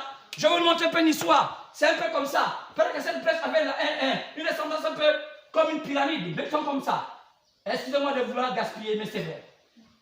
Il peut arriver que l'entrée était comme ça. Je vais dire petit donc. Il fallait commencer gros et on terminait petit. Alors il pourrait arriver que les gens pouvaient dire que non, je ne veux pas l'entrée, mais écoute, tu n'entres pas sur la mort. Entrer, tu as la mort. Rester, c'est la mort. Donc, si la tête était déjà mince, par les idées, mais si ton derrière était encore gros, il fallait aussi faire maigrir ton derrière. Parce que c'était un endroit comme un entonnoir. La brèche était tellement petite. Ça commençait gros pour devenir petit. Alors il fallait que, même si ton derrière était gros, que ça passait dans la première étape, mais la deuxième étape, le derrière allait bloquer. C'est pourquoi j'allais voir qu'il y a des gens qui sont chrétiens, ils sont orgueilleux. Mais la vie de la parole il ne peut pas le faire. Parce qu'ils ont encore des choses qui empêchent d'entrer dans la brèche. C'est pourquoi il faut que ta tête soit semblable à ton derrière. Alors, parce que le derrière était l'empêchement de ce qui devait se faire dans ta vie. Parce qu'il y avait une petite entrée. Alors, William Branham a prêché la brèche. Après avoir prêché ça, après on a commencé à dire ouverture du premier saut. Il n'y a jamais ouverture du premier saut, deuxième saut, si on ne passe pas par la brèche. C'est la brèche qui est le filtre. Et la brèche se fait à la Pentecôte. Et la Pentecôte, c'est la restauration des dons. C'est qu'on parle ici. La Pentecôte est la Odyssée. Et il faut quitter la Odyssée et trouver la Pentecôte. C'est quand je dis, la première transition, la première étape, c'était la Pentecôte. Maintenant, on va voir. La deuxième étape, c'est quoi? C'est l'adoption. Mais la deuxième étape, qui a l'adoption, pour quitter la première étape de la transition, pour arriver à l'adoption, ça demande une marche. Maintenant, comment quitter de la première étape de la transition à la deuxième étape de la transition pour atteindre la pierre de fête? C'est là où il y a problème. Et tout ça se fait par la foi. Amen. Maintenant, quelle foi les gens écoutent de la première transition à la deuxième transition? Casse la transition finale. C'est là où il n'y a pas de chrétiens. C'est là où la famille devient tellement petite. Oh! Oui, monsieur. Alors, écoutons quelque chose. Alors, je vais dire quelque chose. Si on parlait plus vite. La première étape, donc nous parlons ici, lorsque les élus de Dieu, après l'âge de la Odyssée, plein de perversité, là où la richesse va dominer, là où tous les bling-bling seront là, c'est le temps de toutes les perversités. Oh, si tu n'es pas fort, tu laisseras les plumes. Alors, l'âge le plus corrompu, la Odyssée. C'est là où se trouvent tous les esprits. Quoi? Nous arrivons à la Pentecôte. Car les païens restent à la Pentecôte, plutôt à la Odyssée. Mais l'Église est censée passer par une première étape de la transition. Quoi? Cette étape, on appelle ça la Pentecôte. Un homme ne peut pas être en contact avec Dieu selon l'Esprit s'il n'a pas l'Esprit de Dieu en lui. C'est ce que Paul a dit, que c'est l'Esprit qui témoigne que notre esprit a reçu la parole de Dieu. C'est ce que je vous ai dit tout à l'heure, quand on a parlé de ce chapitre de Romains 8. C'est l'Esprit de Dieu qui va attester que ton esprit a reçu le véritable esprit. C'est pourquoi ce n'est pas de toi-même. Si tu fabriques, tu ne finis pas monter tes limites. Laisse-toi conduire. Laisse Dieu agir dans ta vie. Il est sur le point. Alors, regardez bien. C'est pourquoi la Pentecôte des nations se fait les débuts du XXe siècle. Où c'est? Aux États-Unis. Et ça se fait où? À Azusa. Où Dieu confirme sa parole. Azusa est un type de là où Jésus a commencé la parole. Vous savez, Azusa se trouve où? Ça se trouve en Californie. Californie, c'est où? Oh, c'est là où se trouve Los Angeles. Que veut dire Los Angeles? Capernaum. Lisez dans votre Bible. Où est-ce que Jésus a commencé la première prédication dans la Bible? C'était à Capernaum. Toujours la même chose. Ça se répète. Dans la Bible, la première prédication de Jésus a commencé à Capernaum. Donc, tout a commencé à Capernaum. C'est pourquoi Capernaum a eu des choses qui n'ont jamais... C'est ce qui a fait que Dieu puisse anéantir Capernaum. Parce que quoi? Capernaum a eu tous les miracles que beaucoup de villes n'avaient pas reçus. Et ils n'ont pas cru. C'est comme aujourd'hui. Libreville est une des grandes villes dans le Gabon qui a vu des signes que beaucoup n'ont pas vus. Oui. Mais qu'est-ce qui se passe? Libreville a rejeté la parole. C'est pourquoi Libreville, c'est une capitale qui va rester toujours une capitale de trouble. C'est ce qui amène aujourd'hui les gouvernants, des hommes de lumière, à faire que Libreville soit une ville écartée. C'est quoi remarquer que même le président de la République ne pouvait pas habiter à Libreville. Il fallait qu'il fonde une ville à lui, et il a fondé une ville appelée Akanda. Pourquoi? Parce que spirituellement parlant, Libreville est une ville polluée. Il y a tellement de terre. La même chose comme étant la ville de lycée à son époque, une ville qui a disparu par les tremblements de terre. Quoi? Tellement de grèves, tellement de secousses, quoi? Le peuple mécontent. La lycée païen se trouve totalement à Libreville. C'est pourquoi aujourd'hui, les gouvernants ont compris qu'il fallait faire une autre ville appelée Akanda. Oui, monsieur, il n'y a rien pour rien. Alors, il fallait quitter la Pentecôte. La Pentecôte, c'était la base. Oh, c'est-à-dire, après la sanctification de Luther, la sanctification de John Wesley, l'Église devait passer par la Pentecôte. Quoi? Dieu se manifestant dans les humains. Les dons de Dieu. Quoi? Oh, la Odyssée devait avoir ce qu'on appelle une restauration des dons. C'est pourquoi William Branham, dans le premier ministère, son rôle, c'est d'abord la restauration des dons. Quoi? C'est pourquoi son ministère a été connu beaucoup avec le don qui se manifestait en lui. C'est ce qui a fait de lui l'homme le plus grand. Quoi? Mais ce n'était pas la fin. Car la fin termine par la révélation de la plénitude de la parole. Amen. Les gens sont contentés des dons. Ils disent au pasteur, parle-moi mon problème, guéris-moi. Mais ce n'est pas ça l'essentiel. Même au temps de Jésus, c'était la même chose. Les gens aiment la guérison, mais les gens n'aiment pas l'autel de la guérison. Amen. Oui, monsieur. C'est pourquoi, en 1906, de 1906 à 1956, de 1906 à 1956, c'est là où s'est produit cette Pentecôte. tous les États-Unis ont eu cette manifestation de l'esprit. De l'Est au Nord, à l'Ouest au Sud. Regardez, entre 1906 et 1956, la dévastation de l'esprit s'est faite dans tous les États-Unis. Tout le monde a compris que c'était compliqué. Les choses qu'on n'avait jamais vues. L'Amérique a reçu cela. Quoi? La prophétie de Jésus est en train de s'accomplir. Selon Matthieu 24, verset 27. L'Esprit de Dieu, à savoir, car c'est là-bas que tout avait commencé. Quoi? À Azusa, en Californie. Un type de Capernaum. Oui, monsieur. Ça veut dire quoi? Ça veut dire ville des anges. Capernaum veut dire ville des anges en hébreu. Los Angeles veut dire en français, qui est en anglais, qui veut dire ville aussi des anges. Oui, monsieur. La même chose avec la Bible. Le naturel puis le spirituel. Israël naturel et Israël spirituel. Donc, les États-Unis sont Israël spirituel. Car Dieu ne peut jamais travailler dans une nation qui n'a pas le même bâti. Vous remarquez que pour qu'il puisse descendre, il fallait qu'il puisse bâtir une nation, Israël. Donc, chez les païens, les États-Unis aussi n'étaient pas États-Unis. Il fallait que les Européens, toute la terre, aillent bâtir le pays nouveau qu'on appelle l'Amérique. Pourquoi? Pour recevoir l'office prodigue. Quoi? De la position, de la révélation, de la plénitude, de la parole. Amen. Mais comment ils n'ont pas cru cela? Les églises vous ont embrouillé. C'est vrai. Et ce même esprit du Seigneur, de 1956 à nos jours, a balayé toute la terre. Du Gabon, en 1985, qu'est-ce qu'on n'a pas vu au Gabon? Plus de 5 ans, 7 ans de lumière. Les gens qui ne connaissaient même pas Dieu avaient la possibilité de guérir les malades. Mais qui les amène à guérir les malades? C'était le même Dieu. Regardez ce qui s'est passé en 1985 avec le mouvement de Bethanie. Ces jeunes gens qui n'aiment pas la parole, même pas l'événement de la parole. Mais qu'est-ce qui les permettait à faire des exploits avec les guérisons? Dieu lui-même. Parce que Dieu était au Gabon.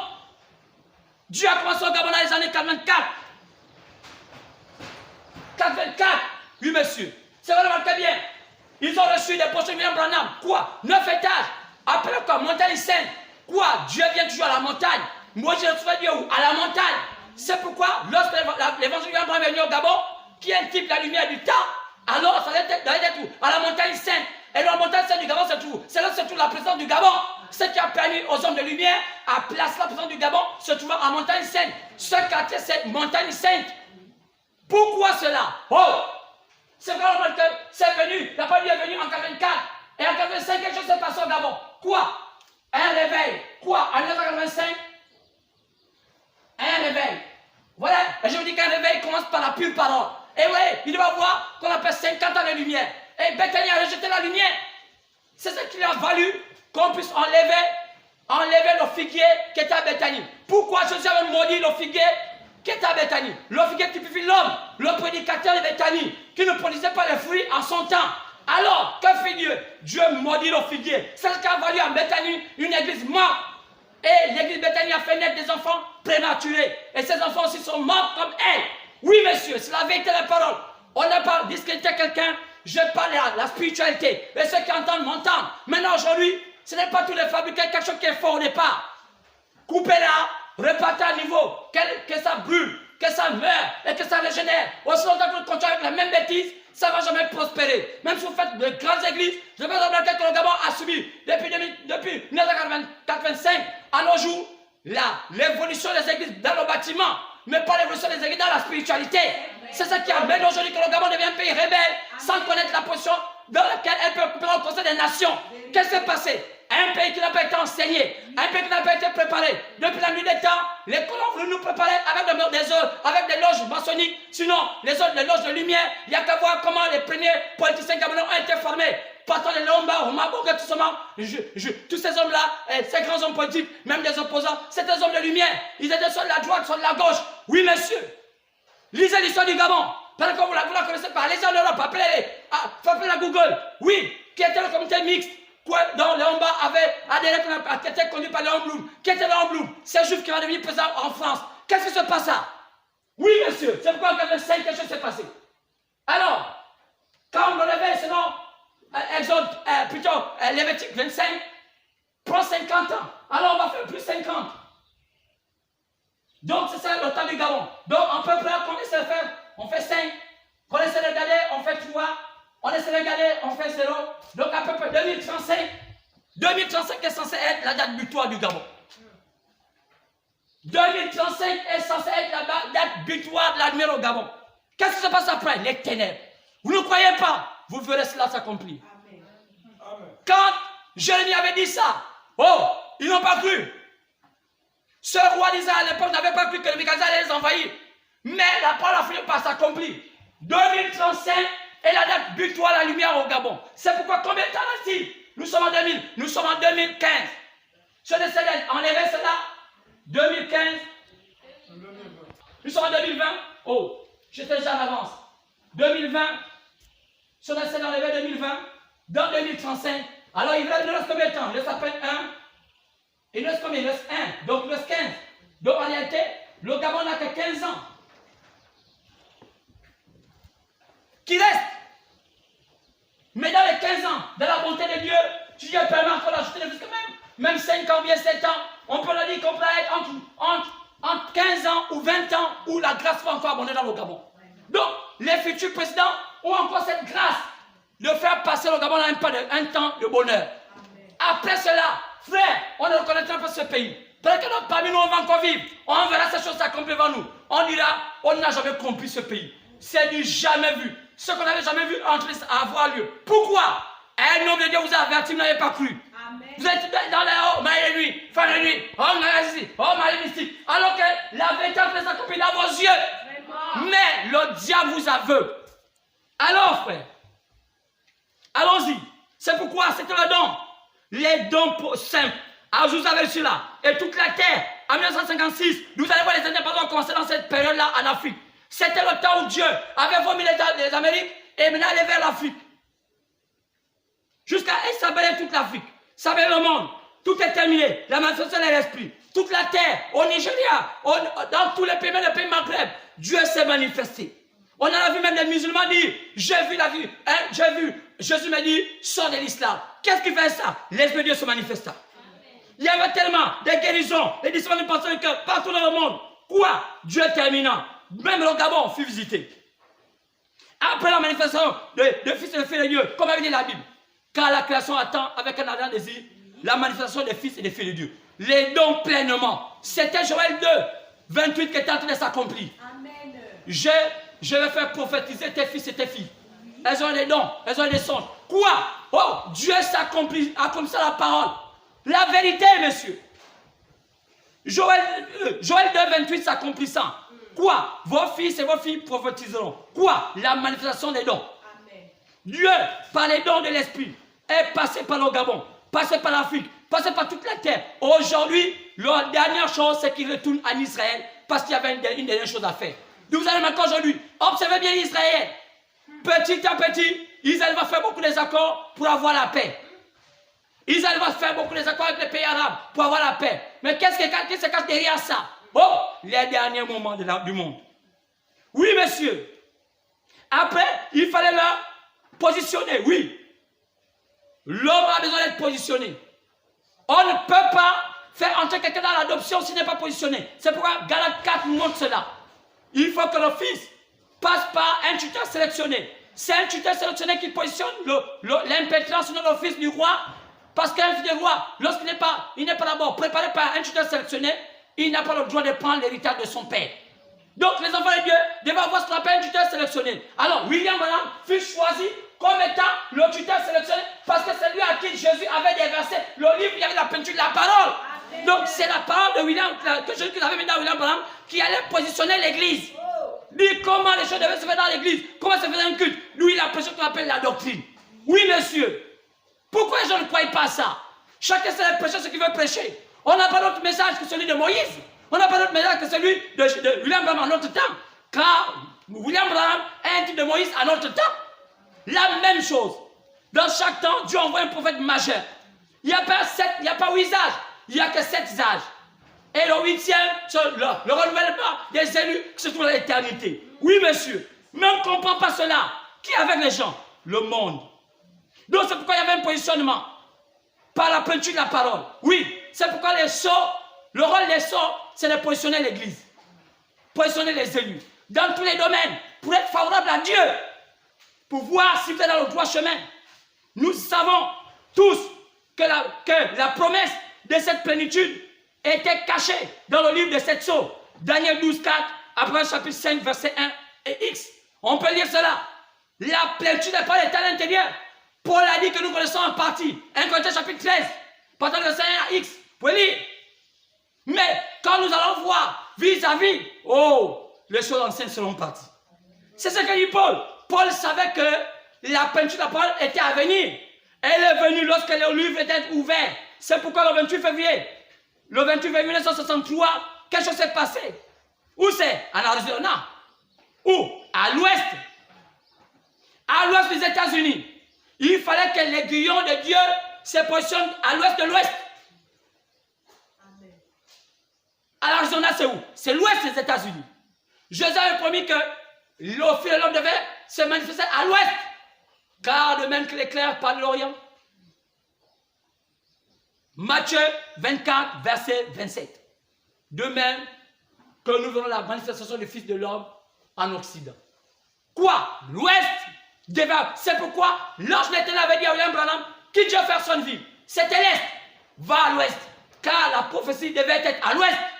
Oh, les aiguillons.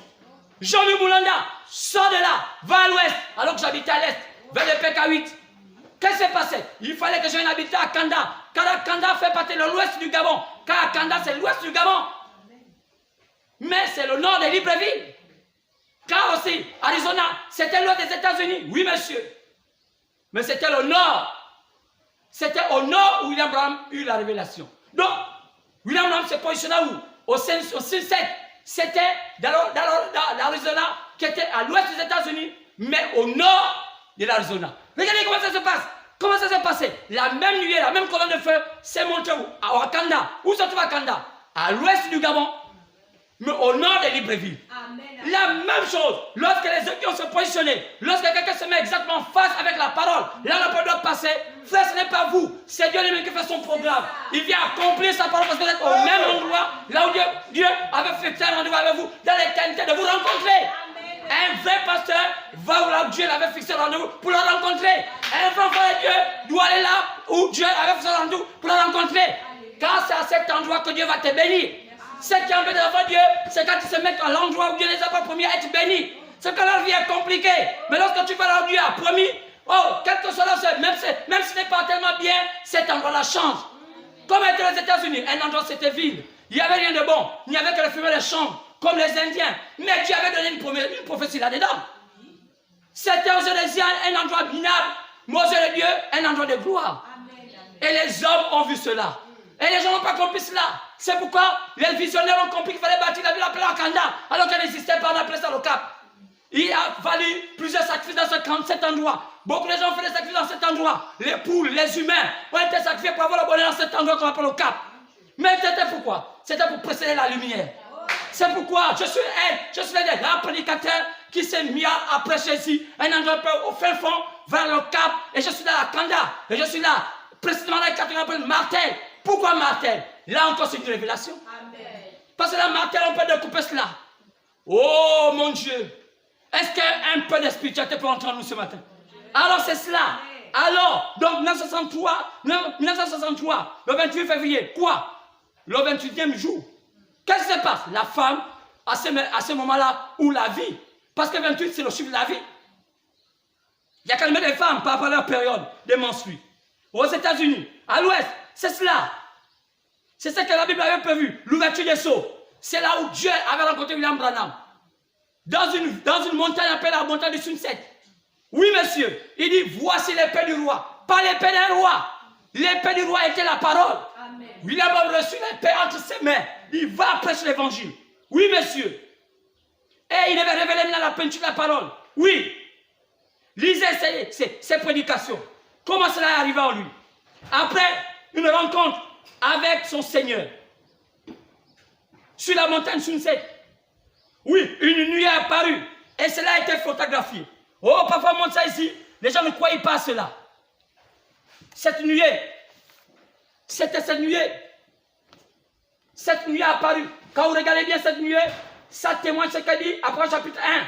Il a les cheveux comme la laine blanche. Lisez ça après chapitre 1. Je vis sa tête avec des cheveux comme la laine blanche. Quoi? La nuée s'est montrée aux humains. Regardez bien, c'était comme ça. Mais quand on essaie de voir la photo, dans sa simplicité, parce qu'elle a été agrandie. Les gens l'ont vu. C'était cela, clairement. Voilà cette nuée. Elle était là, une photo réelle. C'était cela. Et clairement cela. Et vous voyez, c'était une montagne. Peut-être que les gens ne peuvent pas voir cela. C'est clair. Voici la montagne. Et voici la nuée. Et les gens l'ont vu. Quoi?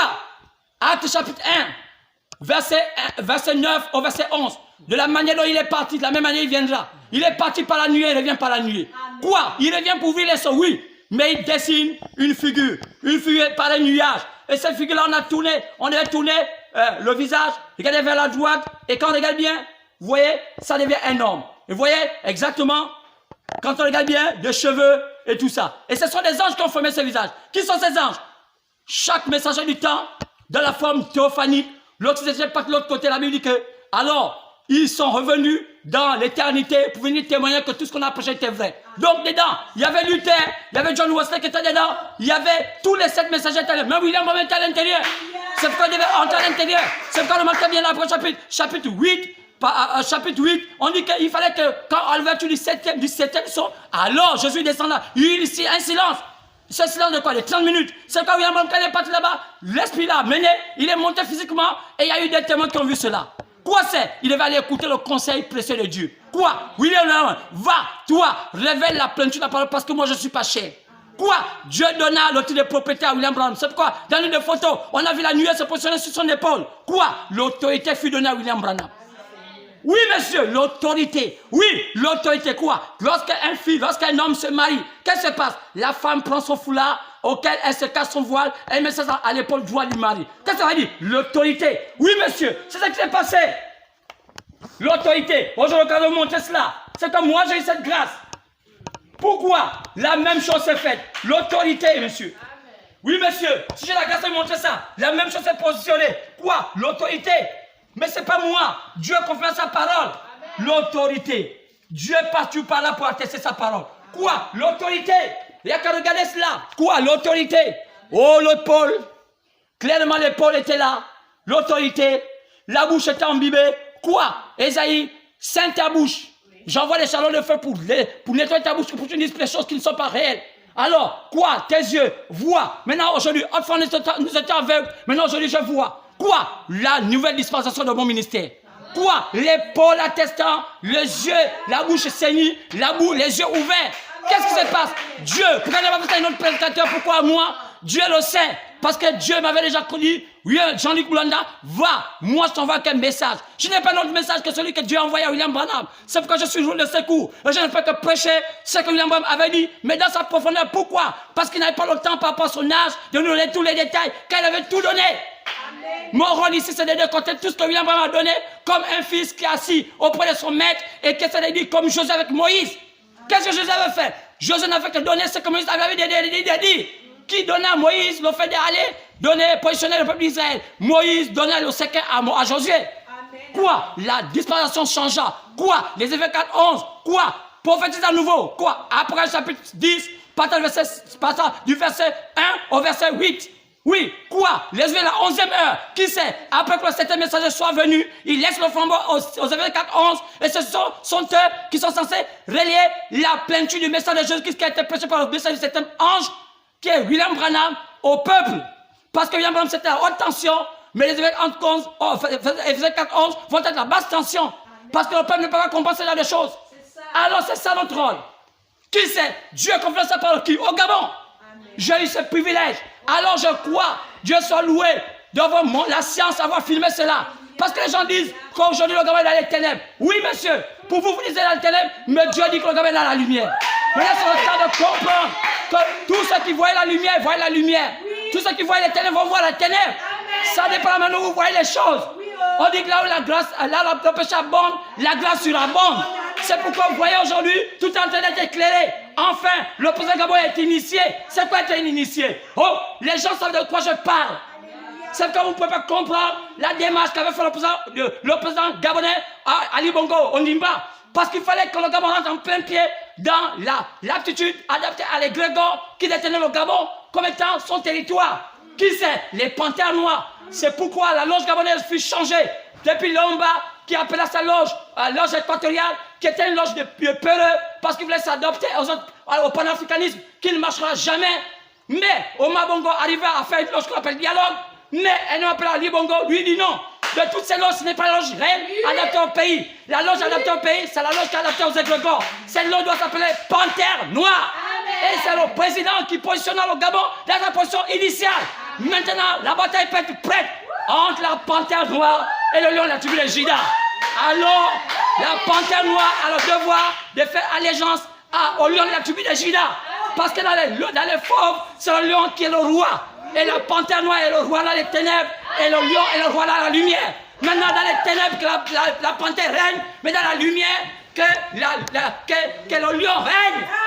Alors la bataille est proche. Si on ne comprend pas ces choses, c'est qu'on n'est pas chrétien.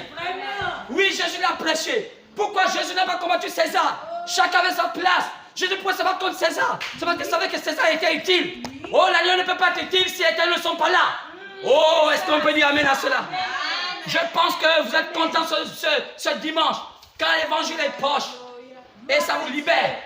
Et vous savez, j'ai sur les donner la vérité, même si ça fâche les gens. Vous allez dire non, il est du côté du pouvoir. Non, on ne connaît pas. Ceux qui savent, ils savent souvent qu'il y a un loin.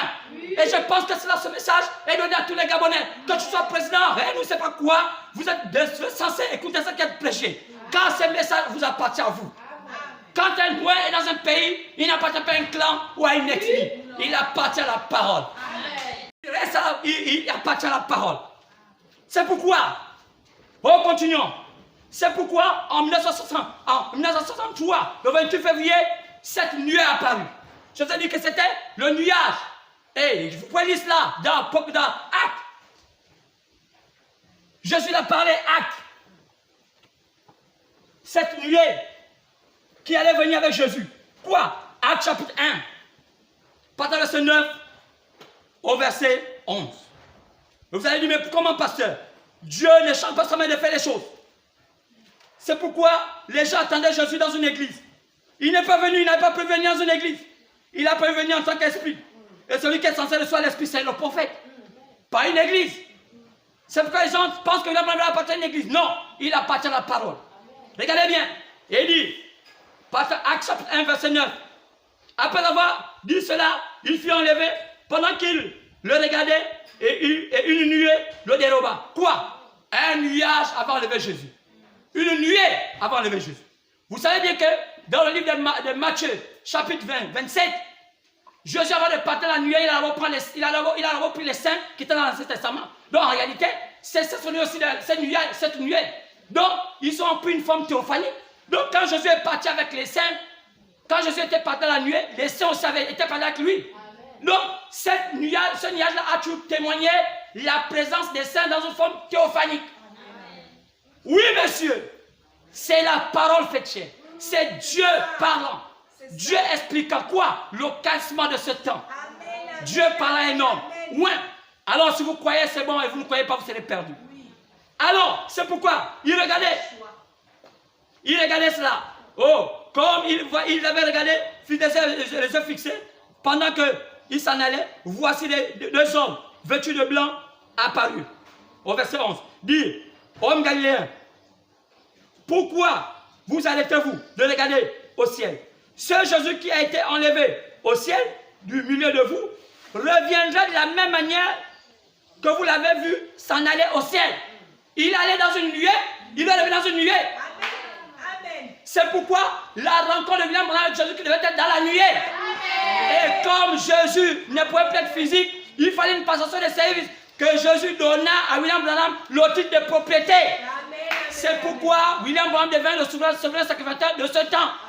C'est pourquoi nous sommes les sacrificateurs et lui le souverain sacrificateur. Quoi? Oh, la passation. De même que Dieu donnait le témoin à Moïse, Dieu donna aussi le témoin à William Branham. Donc je suis un sacrificateur de qui? Du ministère de William Branham.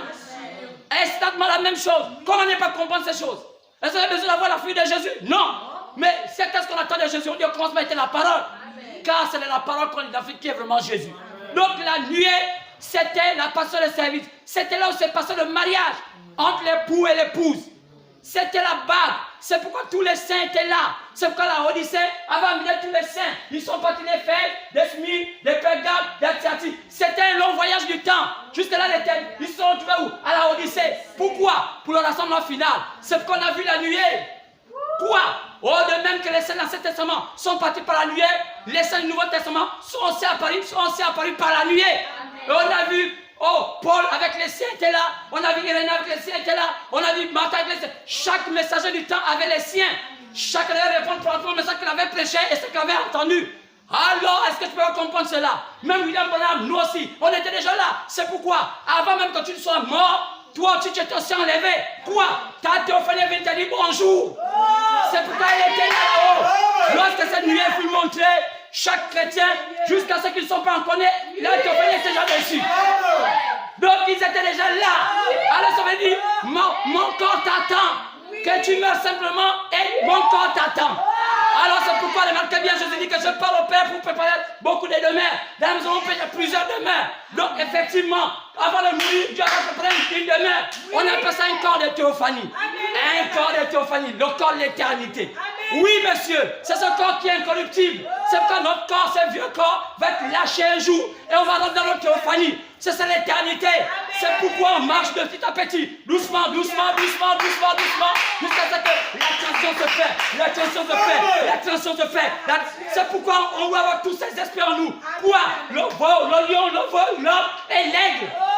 Et c'est cela qui nous empêche d'avoir le péché en nous. Lorsque le péché va rentrer en nous, automatiquement, nous voyons ces enfants descendre. Qui? Dieu manifestant la parole. Alors tu étais là. Oh, ton frère était là. Ta soeur était là. Et même les bébés qui ne sont pas encore nés étaient déjà là. C'était ça de William Branham. C'est pourquoi on a vu, on l'appelait le Shalom. Oh, le Dieu de paix. Il est venu, je suis là. Est-ce que tu te reconnais là? Oui. On te avec qui? Je crois William Branham. Et si William Branham est là, moi je suis là. Parce que je suis un homme qui a comme ça William Branham. Il n'y avait que 7 messages. Est-ce que c'est vrai, vous le croyez? Pourquoi vous dites, oh non, le temps n'est pas terminé? Non, monsieur. Le temps n'est pas terminé. Dites que la chair a terminé son travail. Mais l'esprit a continué à faire son travail. Est-ce que le temps était terminé? Non. Josué n'avait pas compris ce que Moïse devait faire. Qu'est-ce qu'il a terminé à Moïse? La chair. L'onction avait terminé? Non. Parce que tout l'Ancien Testament ne vivait que selon ce qu'avait dit Moïse. Donc là, quand la fin, on vivait que tout ce qu'avait dit William Branham. Car c'était la joie agitée du temps. Est-ce qu'on peut dire Alléluia? Sortez les ténèbres. Que chacun aille dans son pays. Quand on voit les Congolais au Gabon, c'est antichrist. Vous Gabonais qui encouragez les Congolais, les Nigériens, tous ces choses-là dans le Gabon, vous insultez la spiritualité, c'est antichrist. C'est le diable. C'est la prostitution spirituelle. Alors, toute personne, même avec les brochures de William Branham, est un étranger, prêchant l'évangile, s'établissant dans ce pays comme étant un pasteur, c'est un imposteur. J'assume et je suis prêt à répondre devant tous ces hommes. Oh, de même qu'ils ont pris les gens pour dire, on va vous confondre, je suis prêt à défendre, même un débat, pour dire, je vais vous démontrer que c'est faux. Sauf qu'aujourd'hui, qu'est-ce qu'ils font? Ils vous prêchent des déductions de la parole. Vraiment? Qu'est-ce qu'ils font? Ils créent des guerres. Ils vous disent qu'au Gabon, il n'y a pas de ministère. Et il y a beaucoup de gens qui sont séduits. Et ils croient à ça. Quoi? Quand tu fais ça, ça montre qu'en toi, tu es encore séduit. Car Dieu n'est pas un Dieu qui fait acceptation à personne. Dieu se situe au milieu d'un peuple, un loin à qui Dieu donne la parole de Dieu. Et ce peuple-là, ce loin-là, est censé délivrer ce peuple. C'est quoi William Branham a dit clairement. Il dit, je suis des autochtones. Il faut que les autochtones eux-mêmes prêchent à leur propre peuple. Parce que ces démons sont cachés sur les coutumes. Comment voulez-vous croire? Quand tu as encore ces gens comme au temps passé, il faut aller au Congo, ou bien il faut avoir un Congolais, ou il faut avoir un certain don. Où il y a aujourd'hui, vos gens pensent avec ces gens. Et ils quittent même les assemblées. Là, il y a des vrais prédicateurs, ils vont là, les endroits en pensant qu'ils vont avoir parfois les enfants. Parfois, c'est stérile. Et ces pasteurs, les font croire qu'ils ont un don spécial. Malgré ça, elles ne trouvent pas les guérisons. Qu'est-ce qui se passe? Elles sont bien d'avoir la honte. Elles sont dans ces assemblées comme étant les gens ébahis. Quoi? Les Gabonais, désemparés de leur spiritualité, sont de chercher de partout à gauche, à droite. Quoi? C'est ce qu'on appelle un bateau ivre. Oh, il y a un restaurant qu'on appelle au bord de mer, le bateau ivre. Je ne sais pas s'il existe encore. C'est un peu semblant aujourd'hui avec l'esprit du Gabon. Quoi? La spiritualité du Gabon est un bateau ivre. Restez-y, c'est vous. Car il reste encore 15 ans. Amen, amen. Gabon, il reste encore 15 ans de lumière. Amen. Oh, vaut mieux faire au moins un an dans le paradis que de faire 1000 ans dans les ténèbres. Alors si le Gabon a vécu des années de ténèbres pendant des milliers d'années, Mais nous croyons que les 15 ans là va commencer à marquer l'histoire du bonheur du Gabon. C'est pourquoi chaque Gabonais n'avait qu'à s'accorder, s'attacher pour dire là où le péché abonde, la grâce surabonde. Même s'il y a les pédés, il y a toutes ces choses extrêmement du terre, les homosexuels, même si aujourd'hui on voit aujourd'hui les femmes faire les lesbianismes, aujourd'hui créer des loges, dit qu'on a les loges féminines, je vous dis quelque chose. Vous voyez, moi, la prochaine que je dis, une chose à mener l'Amérique dans le droit chemin, c'était Marilyn Monroe. Qu'est-ce qui s'est passé? Les femmes étaient dégradées. Les hommes commençaient à aller avec les hommes. Les femmes allaient avec les femmes. Que fit Dieu? Dieu suscita une femme extraordinaire.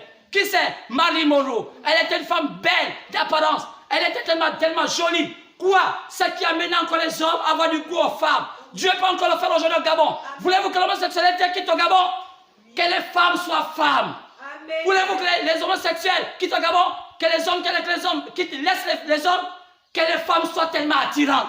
Cessez d'être aussi sorcières que vous êtes en cherchant des biens que vous n'avez jamais gagnés. Cherchez à payer des choses ici. Construisez des maisons avec la fausseté. Tout ça. Et vous quittez les foyers. Formez vos enfants comme étant des gourous, des bandits. Mais, et pourtant la vérité, vous n'êtes pas la quoi? Car vous cachez dans les églises. Parce que vous êtes des hommes de Dieu, des femmes de Dieu, prophétesses, je ne sais pas quoi, ou évangélistes. Mais pourtant la fausseté est dans votre cœur. Oui, monsieur. C'est ce qui fait qu'aujourd'hui le Gabon a les ténèbres. C'est pourquoi, quand voulez-vous faire une solution à un remède approprié? Chaque problème a un remède. Quoi? L'homosexualité, ça ne parle pas de femmes bien d'esprit. Quand une femme est bien d'esprit, elle ne calcule pas. Oui, que cette loi où on parle de toutes ces histoires, on n'a pas besoin de légaliser le mariage coutumier. Pourquoi? Parce que c'est une forfaiture. C'est des traditions, c'est vrai, mais on n'est pas obligé de donner des millions d'argent pour acheter une femme. L'amour se passe par le cœur. Oui, monsieur. Que la loi dise que c'est terminé cette affaire d'escroquer les gens. Oui, on verra le courage des hommes. Qu'on dise que c'est terminé. Parce que c'est terminé d'escroquer les gens qui volent de l'argent, qui vont épouser les femmes à des millions. Maintenant, ceux qui n'en ont pas, qu'est-ce qu'ils font? Nous volons. Oui, monsieur, c'est qui amène beaucoup de femmes à faire la prostitution. Oui, on va se faire épouser par beaucoup d'argent pour enrichir sa famille pauvre. Nous, beaucoup de femmes aujourd'hui sont esclaves de leur famille parce qu'elles n'ont pas peut-être une apparence de beauté physique. Nous voyons aujourd'hui beaucoup de filles qui se partent avec des maquillages par-ci, maquillages par-là, pour qu'on les épouse à une valeur très chère, alors qu'elles ne sont pas si cela. Mais quelle est la vraie beauté d'une femme? Un cœur pur. Un cœur pur, pas du mensonge. Parlons dans les VX, alors qu'elle a tout esprit mauvais. Elle a même qu'on appelle la VX, c'est la même qui se postule qu'un jeune du quartier. Oh, quelle malédiction! Elle finit par être une femme qui chante des démons dans les églises. Quand elle n'avale plus, elle tout cela, après elle devient gris. Quoi? La parole n'entre plus dans son cœur. Elle a manqué son but. C'est ça une femme. Quand une femme manque son but, elle devient gris. Oui. C'est pourquoi, comment enlever les hommes de l'homosexualité? Que les femmes progressent, qu'elles sortent de la future, qu'elles sortent de la banditisme. Enlever les femmes de lesbianisme. Pourquoi les femmes aujourd'hui vont avec les femmes? Que les hommes soient à la hauteur. Qu'on n'ait pas des hommes efféminés, mollusques. On les voit aujourd'hui comme ils sont. Oui, des hommes comme des femmes. Comme on les voit, comme des efféminés. Ils finissent par se faire enfiler par des hommes comme eux. Quoi? Un manque de caractère. Un homme et pas un caractère. Oui, monsieur. Quoi? La deuxième étape de la transition. Quoi? L'épouse doit aller tout droit vers l'adoption. Mais pour avoir l'adoption, il faut un positionnement par la parole. Et les sceaux ont été révélés pour positionner l'épouse dans tous les domaines. Qu'est-ce qui se passe? C'est quand les gens ne comprennent pas, comme William dit, quand on lui pose la question, est-ce qu'un vrai chrétien peut appartenir à un club, les francs-maçons, les gens qui croient M. Abraham ont peur de dire oui. Mais William a dit oui. Mais pourquoi il l'a dit? Les gens disent, mais non, il n'avait pas dit cela. C'est contraire. Mais je vous dis, c'est oui. Oui, c'est oui. Ce qui n'a pas dit oui, c'est oui. Et moi, je crois qu'un vrai chrétien qui est né de nouveau peut appartenir à un club de francs-maçons et demeurer chrétien. Parce que William l'a dit. Pourquoi les pasteurs ont peur de le dire? Il a dit franc-maçonnerie. La question était franc-maçonnerie. Frère Branham, est-ce qu'un vrai chrétien né de nouveau peut appartenir à un club de francs-maçons? Il dit oui. N'ayez pas peur de le dire. Mais est-ce que ça fait de William Branham un franc-maçon? Non. Ça montre la position du chrétien par rapport à toutes les ténèbres. Là où la lumière est, les ténèbres reculent. Ce qui fait que le Gabon ne soit pas un pays comme on voulait, c'est parce que la formation du Gabon a changé les domaines. Oui, monsieur. N'oubliez pas que les Français, j'ai entendu un maître maçonnique dire qu'aujourd'hui, chaque pays doit maintenant adopter sa franc-maçonnerie à la manière de sa coutume. Oui. À la manière de ses principes. Maintenant, qu'est-ce qui se passe? Pourquoi aujourd'hui la loge gabonaise est différente de la loge française? C'est parce que lorsqu'on voit l'adaptation de la loge gabonaise avec nos coutumes, c'est une forfaiture. Parce que nos coutumes sont déjà délabrées. Quel genre de coutumes aujourd'hui on a au Gabon? de la fausseté. Alors si la loge gabonaise était sur les valeurs, qu'avaient les véritables coutumes du Gabon, je pense qu'il y a des choses qu'on n'avait pas fait dans nos loges. Et aujourd'hui, on comprend que nos loges devaient être des loges de savoir, pas les loges de la médiocrité. Oui, pourquoi la France prospère avec ses loges? Pourquoi les États-Unis prospèrent avec ses loges? Sinon, la quasi-totalité des pasteurs américains sont des maçons. Oh, à part une fine partie. Pourquoi? Mais pourquoi ils prospèrent? Mais pourquoi ils ne se plaignent pas? Est-ce que leurs loges sont différentes de nos loges? Oui, monsieur, peut-être parce qu'on amène de la pratique. Pourquoi on a encore de la pratique? Bidon, là où forcément, il faut souvent qu'on ouvre le délai énorme. Non, on n'est pas obligé de faire ça. Oh, que Dieu vous pardonne. Alors, on peut revenir voir mercredi. Mercredi, ça viendra. Je crois que peut-être que le message va encore s'emboîter. Quoi? Nous sommes à la deuxième transition. Quoi? À l'adoption. Quand on quitte les baptêmes du Saint-Esprit. Quoi? Des dons à l'ouverture des sceaux. Ce sont les sceaux qui amènent l'épouse à être totalement adoptée et être dans le camp. Oh, c'est le temps où nous allons approcher cela. Donc revenons mercredi, les choses vont encore avoir lieu. On va entendre des choses qu'on n'a jamais entendues. Que Dieu vous bénisse, bon dimanche.